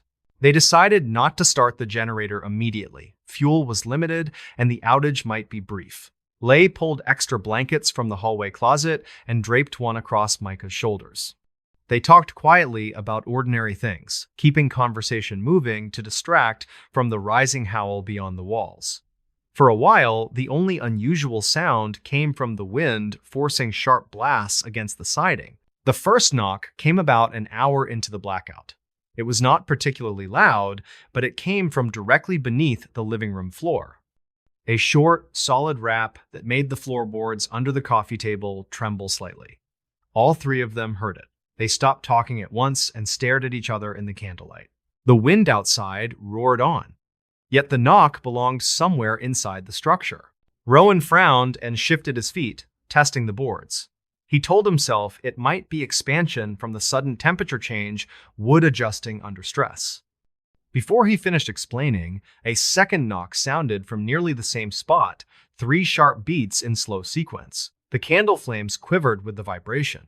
Micah pulled his blanket tighter and looked toward the hallway, as though expecting someone to appear there. Leigh said that old houses made strange sounds during storms. She reminded them that pipes and beams could groan when the cold hit them too quickly. She had grown up in this house and remembered winters full of pops and rattles. Still, she admitted later that these knocks did not sound like the ones she remembered. They sounded deliberate, as though someone below the floor struck upward with a closed hand. They waited, listening. For several minutes, nothing unusual happened. The wind howled, ice pecked at the windows, and the timbers creaked occasionally. Just as conversation began to crawl back into the room, another knock came. This one sounded slightly closer to the couch, like whatever produced it had shifted along the narrow space under the boards. Rowan stood carefully and walked toward the center of the room. He pressed his weight into the floor and listened for movement. The boards felt solid, no more flexible than usual. He crouched, bringing his ear closer. Leigh watched with a rigid expression, torn between worry and the desire not to alarm Micah further. The candlelight painted long lines across the floor, making every seam look deeper than usual. From that closer position, Rowan heard faint vibrations. Not constant, not like a running pump or distant machinery, but occasional tiny taps. Then, 3 stronger knocks sounded beneath his feet again, firm enough that he felt them through his socks. He jerked upright and stepped backward, nearly bumping the couch. Micah whispered that someone was under the house. Leigh told him the crawlspace access was outside and secured. They decided that if an animal had become trapped under the floor, there was nothing immediate they could do until the storm eased. The idea of a raccoon sheltering in the foundation unsettled Rowan less than the possibility of a person. He knew the access hatch was latched and heavy. Wind alone could not open it easily. Still, the crawlspace was big enough for someone desperate to try. The knocking did not follow any obvious pattern. It came in short clusters, then stopped for long stretches. Sometimes it sounded in the living room. Other times, a faint knock came under the hallway or the edge of the kitchen. Each time, furniture affected by the vibration rattled very slightly, enough for glassware in the cabinet to make a tiny chime. Leigh suggested they try turning on the generator, just in case the low interior noise masked ordinary structural sounds. Rowan agreed, partly because he wanted more light. He bundled up again and stepped into the freezing yard, moving carefully over drifted snow. The generator sat under its tarp like a silent animal waiting to be woken. Rowan uncovered it, checked the lines, and pulled the starter cord. The engine coughed, then caught, sending a low, steady rumble through the night. Inside the house, lights flickered back on. The refrigerator resumed its hum. The furnace clicked and began pushing warm air into the vents. With the interior systems running, the knocking should have become harder to notice. Instead, within a few minutes, it returned louder than before, rising easily through the added background noise. Now the knocks seemed to respond whenever someone spoke above normal volume. If Rowan raised his voice toward the hallway, a knock followed beneath that part of the floor. When Lee walked into the kitchen to check the back door latch, a series of lighter taps sounded under her path. The pattern felt uncomfortably close to call and answer, though none of them wanted to admit that possibility. Micah insisted they should stomp on the floor and tell whoever or whatever it was to stop. Lee told him not to, worried about provoking something. Rowan hesitated, then decided that a firm action might either frighten an animal away or prove that the sounds belonged to the house settling. He stepped into the center of the living room and struck his heel hard against the board. The reply came immediately. 3 heavy knocks from directly underneath, louder than any previous, spaced with careful precision. Thock, pause, thock, pause, thock. The sound forced an uneasy silence onto the room. No one moved for several seconds. Micah stared at the floor as though expecting it to buckle. Lee pressed her hands together tightly until her knuckles whitened. At that moment, the generator sputtered and the lights dimmed. The engine outside continued running, but the interior power feed dropped sharply. The house fell quiet again, except for the storm and the faint mechanical thrum from the yard. In that dimmer light, the knocks started another sequence, moving from one side of the room to the other in slow progression. It was as if something crawled beneath the boards, testing every section. Rowan walked into the hallway and opened the closet where the narrow access to the furnace conduits sat. He pressed his ear against the low wall there and heard what he later called breathing in the wood. A faint rhythmic vibration that might have been wind, yet felt too regular. When the next knock came, it landed almost directly below that point, strong enough to shiver dust from the baseboard. Unable to ignore it any longer, he told Lei he was going to check the crawlspace access hatch from inside if possible. Lei reminded him that the only real entrance sat outside near the back foundation. Rowan replied that he still wanted to inspect the interior for any unusual cracks or holes. He retrieved a flashlight from the kitchen drawer and moved toward the back of the house. The hallway floor creaked under his weight. As he walked, the knocking followed beneath him, slightly behind his steps. It never exactly matched his pace, always striking a half beat later. The sensation made him feel as though something listened from below and answered after each footfall. He refused to look at Micah, knowing the boy watched every move with wide, fearful eyes. In the small laundry room at the rear, a low vent near the baseboard opened into the underfloor space. Rowan crouched and shined his flashlight into the gap. He saw only thick darkness interrupted by a few cobweb strands and the faint outline of support beams. Cold air breathed from the opening, carrying the dry smell of dust and old wood. He tapped the beam handle lightly against the frame and waited. A knock answered from somewhere deeper in the crawlspace, not directly beneath the vent, but within the same cavity. The sound carried a hollow quality that reminded him of knuckles against an empty crate. It came 3 times again, steady and unhurried. Rowan felt the hair on his arms rise despite the heavy sleeves. He backed away, then closed the vent cover with stiff hands.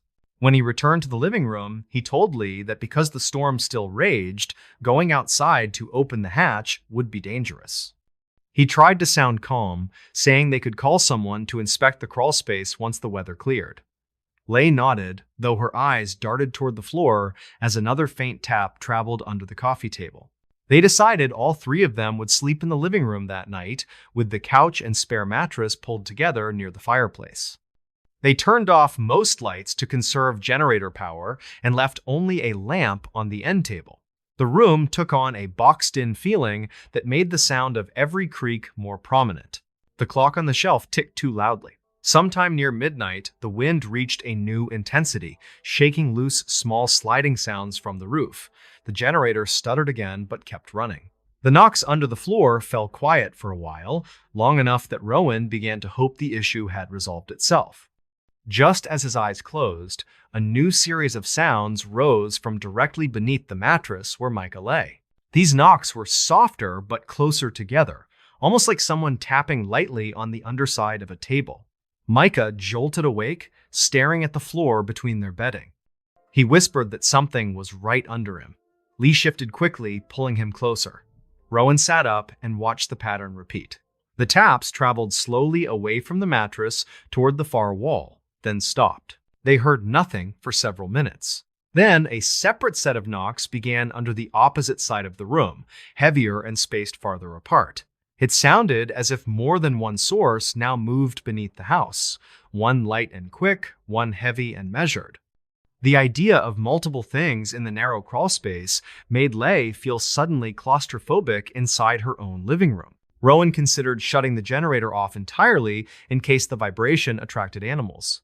Yet each time the engine outside dipped in tone, another knock answered under the floor, as though connected.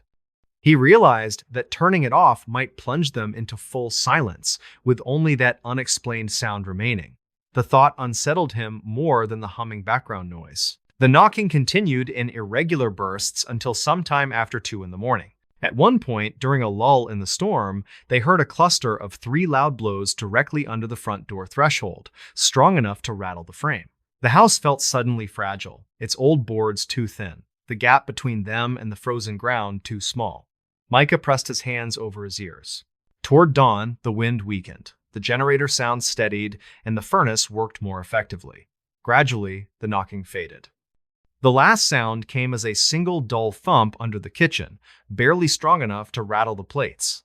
After that, only ordinary creaks and distant plow engines reached them. When the sky finally brightened, Rowan bundled up and stepped into the yard. Snow lay in high, uneven drifts, shaped into waves against the house. He walked carefully around to the back where the crawlspace access hatch sat near the foundation. The hatch lid was still latched, undisturbed under a crust of ice. No footprints marred the snow near it, human or animal. He cleared the ice, opened the latch, and lifted the hatch. Dark, cold air rose from the narrow gap. With the flashlight in hand, he crouched and shined the beam along the compacted earth beneath the house. The space looked as he remembered. Low beams overhead, patches of old insulation, and a scattering of debris from years of minor work. No animal bodies lay there, no burrow openings, nothing unusual. As he swept the light across the ground, he noticed one detail that had not been there during the last inspection in summer. In the compacted dirt directly beneath the living room, shallow impressions marked the surface. They were not shaped like paw prints or boot treads. They looked more like small circles arranged in pairs, as if something with rounded ends had pressed upward repeatedly from below. The impressions formed staggered lines in several directions, concentrated near where the couch sat. Rowan touched one with the tip of his glove. The soil there felt slightly looser than surrounding packed areas, as though recently disturbed despite the cold. He followed the line toward the kitchen area and saw more shallow marks, always in pairs, always aligned with the board pattern above. He backed out of the crawl space and closed the hatch firmly. When he told Leigh what he had seen, he described the impressions as possible signs of freezing water movement or shifting soil. He did not mention that the spacing between pairs roughly matched the distance between a person's hands. He wrote that detail in a small notebook later when Micah was at school. The utility company later confirmed that the outage had been caused by line damage farther down the ridge rather than anything near their property. No workers had been under the house during the storm. A pest control specialist came out the following week and inspected the crawl space with professional equipment. He found no signs of nesting animals, no droppings, no tunnels, nothing explaining repeated knocks. Over time, the storm became one more story people in town used when discussing harsh winters. The Harrow family told only the safe parts to neighbors, mentioning strange noises, but not the pattern or the lack of footprints. They continued to live in the house, patching drafts and insulating the crawl space better. Still, every time a new winter storm bent the trees and darkened the road, they gathered again in the living room and listened. Since that night, whenever heavy snow piles around the foundation and the wind presses hard against the boards, any unexpected sound from below sends a different kind of chill through them. They tell themselves it is just settling wood and shifting soil, yet when a knock travels under the floor in 3 careful beats, each of them goes quiet and counts the space between. In this news story, by the time the cold front settled over the valley, the weather app had stopped updating and the street looked completely deserted. Wind pressed steady rows of snow against every fence and porch, smoothing familiar shapes into strange white mounds. In that quiet, just after dawn, Kiera Lomax stepped outside and saw her own name carved into the ice on her front steps. Kiera was 32 and worked nights as a respiratory therapist at a regional hospital in a small northern town. She rented a narrow single-story house on a side street where most neighbors were older retirees who stayed indoors all winter.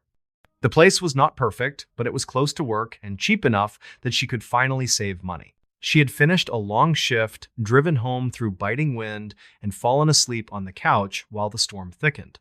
When she woke, the room felt dimmer than it should at mid-morning, the light outside muted by thick clouds and blowing snow. She wrapped herself in a heavy sweater, grabbed her empty coffee mug, and opened the front door to check how badly the steps had drifted. The wind had arranged snow along the sides of the steps, leaving the center coated in a thin, glossy band of refrozen ice. Across that band, in letters about as long as her hand, someone had scraped a single word. Her first name, Kiera. Each letter was clean-edged and curled slightly at the ends, like careful handwriting on a chalkboard. She stood there for several seconds without moving, the cold pushing into the doorway, her brain refusing to catch up. The street itself was empty, the parked cars coated almost to their bumpers, the sky a flat gray blanket pressing down. She took one step onto the porch and scanned for footprints, half expecting to see a messy trail leading from the sidewalk.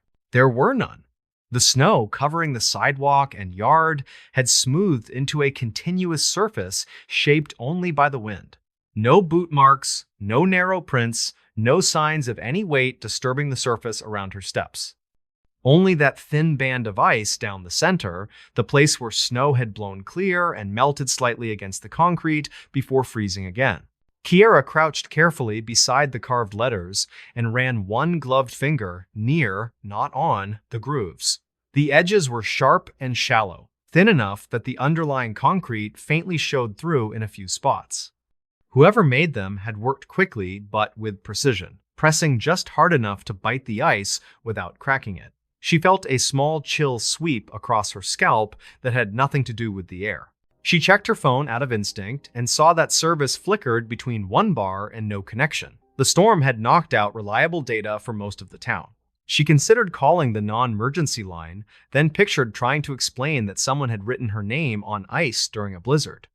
No broken windows, no forced doors, just 5 letters scraped neatly into her front steps. Instead, she stepped back inside and locked the door, then walked from window to window and checked every latch. The house felt suddenly smaller, the quiet not quite peaceful anymore. She turned on the kitchen radio, hoping for music, but picked up only static, interrupted by occasional garbled updates from a distant station. The announcer mentioned heavy icing conditions and urged residents to stay indoors. After a few minutes pacing, Kiera grabbed her small notebook from the coffee table. It was where she sometimes wrote shift notes or reminders about patients she worried about. On a clean page, she wrote the date, then added a short line describing what she saw on the steps. Writing it down made the moment feel more real, like an entry in a chart rather than something happening only in her head. She replayed the last 12 hours. She had left work just before sunrise, driven home as snow whipped across the highway, and parked under the lone street lamp near her mailbox. Nobody had been walking then. Her security camera pointed toward the yard, often caught neighborhood cats or the occasional delivery van, but she had not checked it since the previous afternoon. The camera was just a simple model mounted near the living room window, linked through her home network to a basic app. If the power stayed stable, it recorded in short clips whenever its sensor detected motion. Kiera opened the app and saw that the most recent alert came from just after 3 in the morning. The thumbnail showed only shaky snowflakes rushing past the lens. She tapped the clip. The recording began with grainy gray shapes swirling around the front yard. Wind whistled faintly through the tiny microphone. The porch light glowed in the corner. For several seconds, nothing changed. Then, the sensor lagged, time skipped, and the next frame showed the steps with new scattered patterns of drift but no visible figure. She scrubbed through the timeline. A 4-second clip from nearly an hour later showed the porch briefly again. This time, the ice band looked clearer, but the letters were already in place. Her name sat there, whitened slightly by frost, perfectly formed.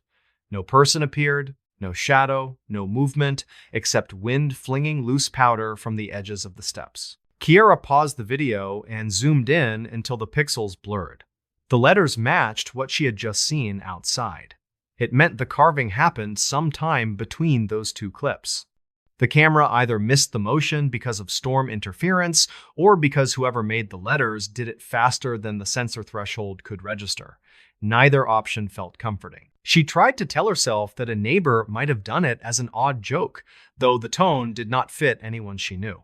Most of her neighbors were older, their humor leaning toward talk about weather and taxes rather than writing names in ice. She thought about the teenage son of the couple across the street, but he had left for university months earlier and rarely visited in winter. Her shift schedule was pinned to the refrigerator with a small magnet. She glanced at it while making coffee. The hospital often posted staff rosters publicly in the break room. The idea that someone there could look up her last name, then track down her address through casual conversation, entered her mind uninvited. It seemed unnecessary and creeping, yet not impossible. After coffee, the rational part of her job-oriented brain pushed forward. Document, then investigate, then decide. She put on a thicker coat, added a hat and scarf, and stepped outside again. The letters on the ice looked somehow sharper in the weaker daylight. She lifted her phone and photographed them from several angles, making sure to include the surrounding snow for context. Then she turned slowly and photographed the street, the yards, and the nearby intersections. No one else appeared on the road.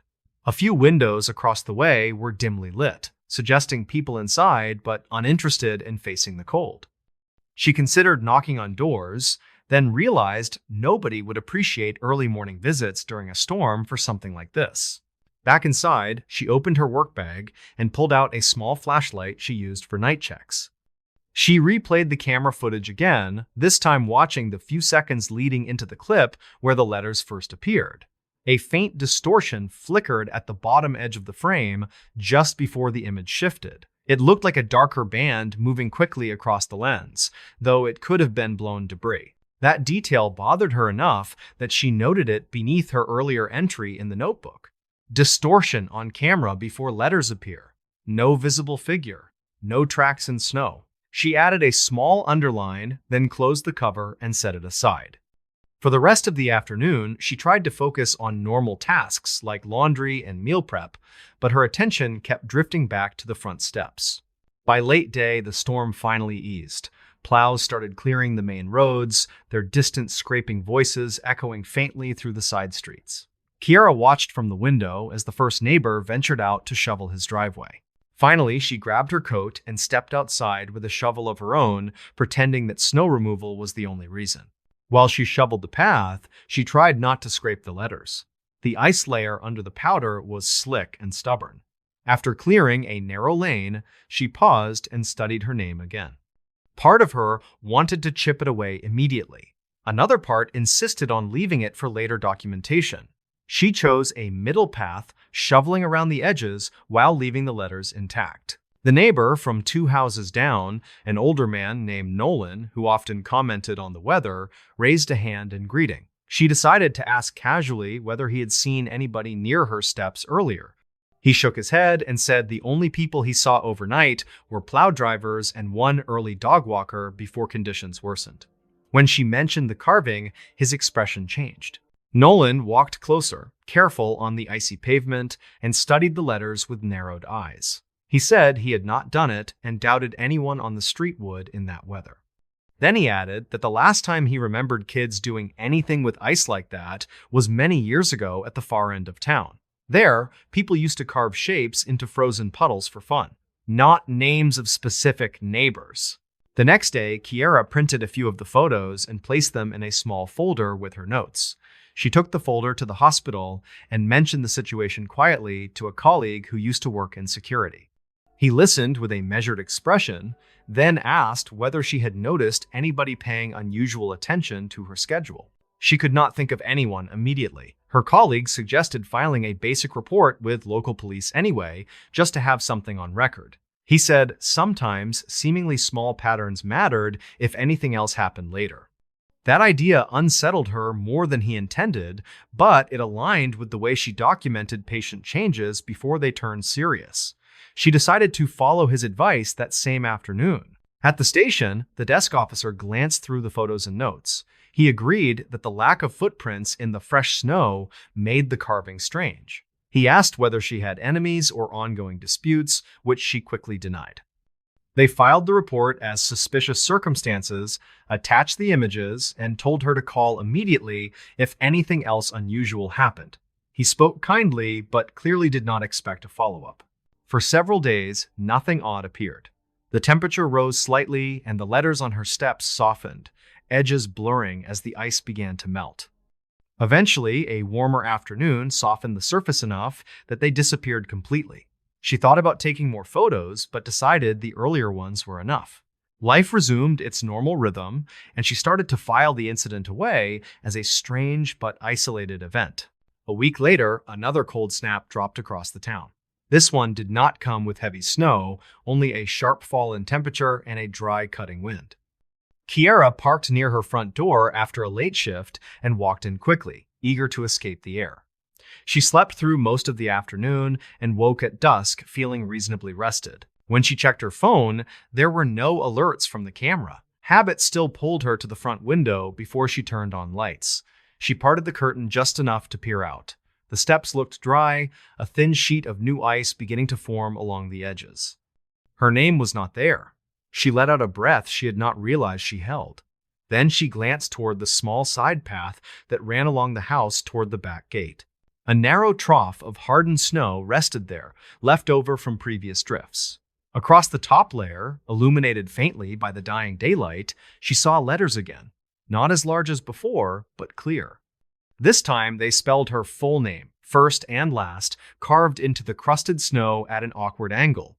The strokes dug deep enough that the underlying darker layer showed through. The side path was even more sheltered than the front steps, with a higher fence on one side and the house on the other. She had not mentioned that part of her yard to anyone. The snow there was older, more compact, yet nobody should have reason to walk that way around her house. Once again, she saw no footprints leading up to the carving. The surface on either side remained undisturbed. Her heartbeat sped up. She grabbed her phone, snapped several photographs, then backed away from the window. This time, she skipped the notebook and called the station directly. The same desk officer answered and recognized her name. His tone shifted slightly when she explained that the carving had reappeared in a different spot and now included her last name. 2 officers came by within 20 minutes, both bundled against the cold. They examined the side path, took their own photographs, and tested the snow with gloved hands.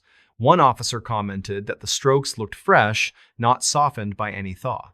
He walked the entire perimeter of the property and found no clear entry points through the fence sides except the front gate, which showed only her own narrow boot marks. They asked again whether anyone knew where she lived. She mentioned a few coworkers who had given her rides in the past, including one newer hire who occasionally lingered near her station. The officers noted the names but did not respond with any clear judgment. They said they would add this incident to the earlier report and suggested she consider adjusting her camera coverage. That night, Kiera repositioned the camera so it captured more of the yard, including part of the side path. She wished for another unit facing the back gate, but had not budgeted for it. She set motion alerts to a more sensitive threshold, even if that meant sorting through more false alarms. Then she sat on the couch, wrapped in a blanket, and listened to the heater cycle while snow pellets tapped softly against the windows. Around 2 a.m, a soft chime from her phone indicated a motion clip. Her chest tightened as she opened the app.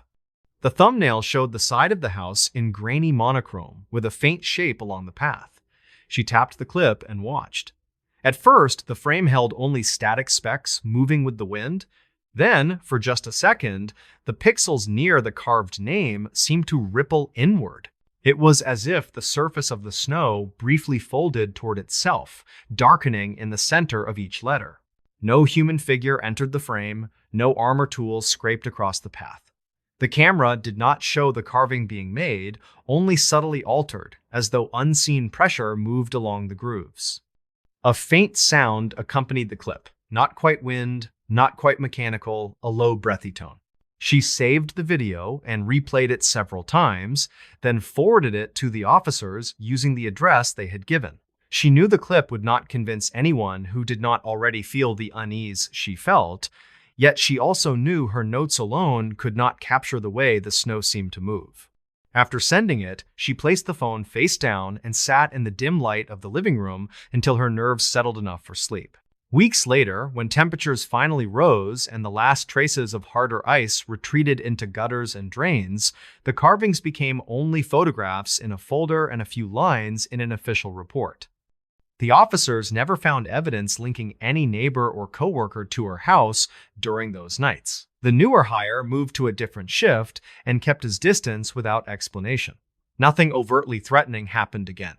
Still, each winter afterward, when the first real freeze arrived and the sidewalk turned slick in the early hours, Kiera found herself hesitating before stepping outside. She would check the steps from the window first, scanning for any shallow grooves in the ice. Then she would check the side path, watching for letters in crusted snow. Most mornings, she saw nothing except uneven patches of white and the familiar gray concrete underneath. She kept the notebook and photographs in a drawer near her front door, not because she expected to show them to anyone soon, but because they reminded her to pay attention. On especially cold nights, when wind polished the street into a reflective sheet, she sometimes thought she saw faint lines forming across the ice near her steps. When she looked closer, they were only scratches from earlier shoveling.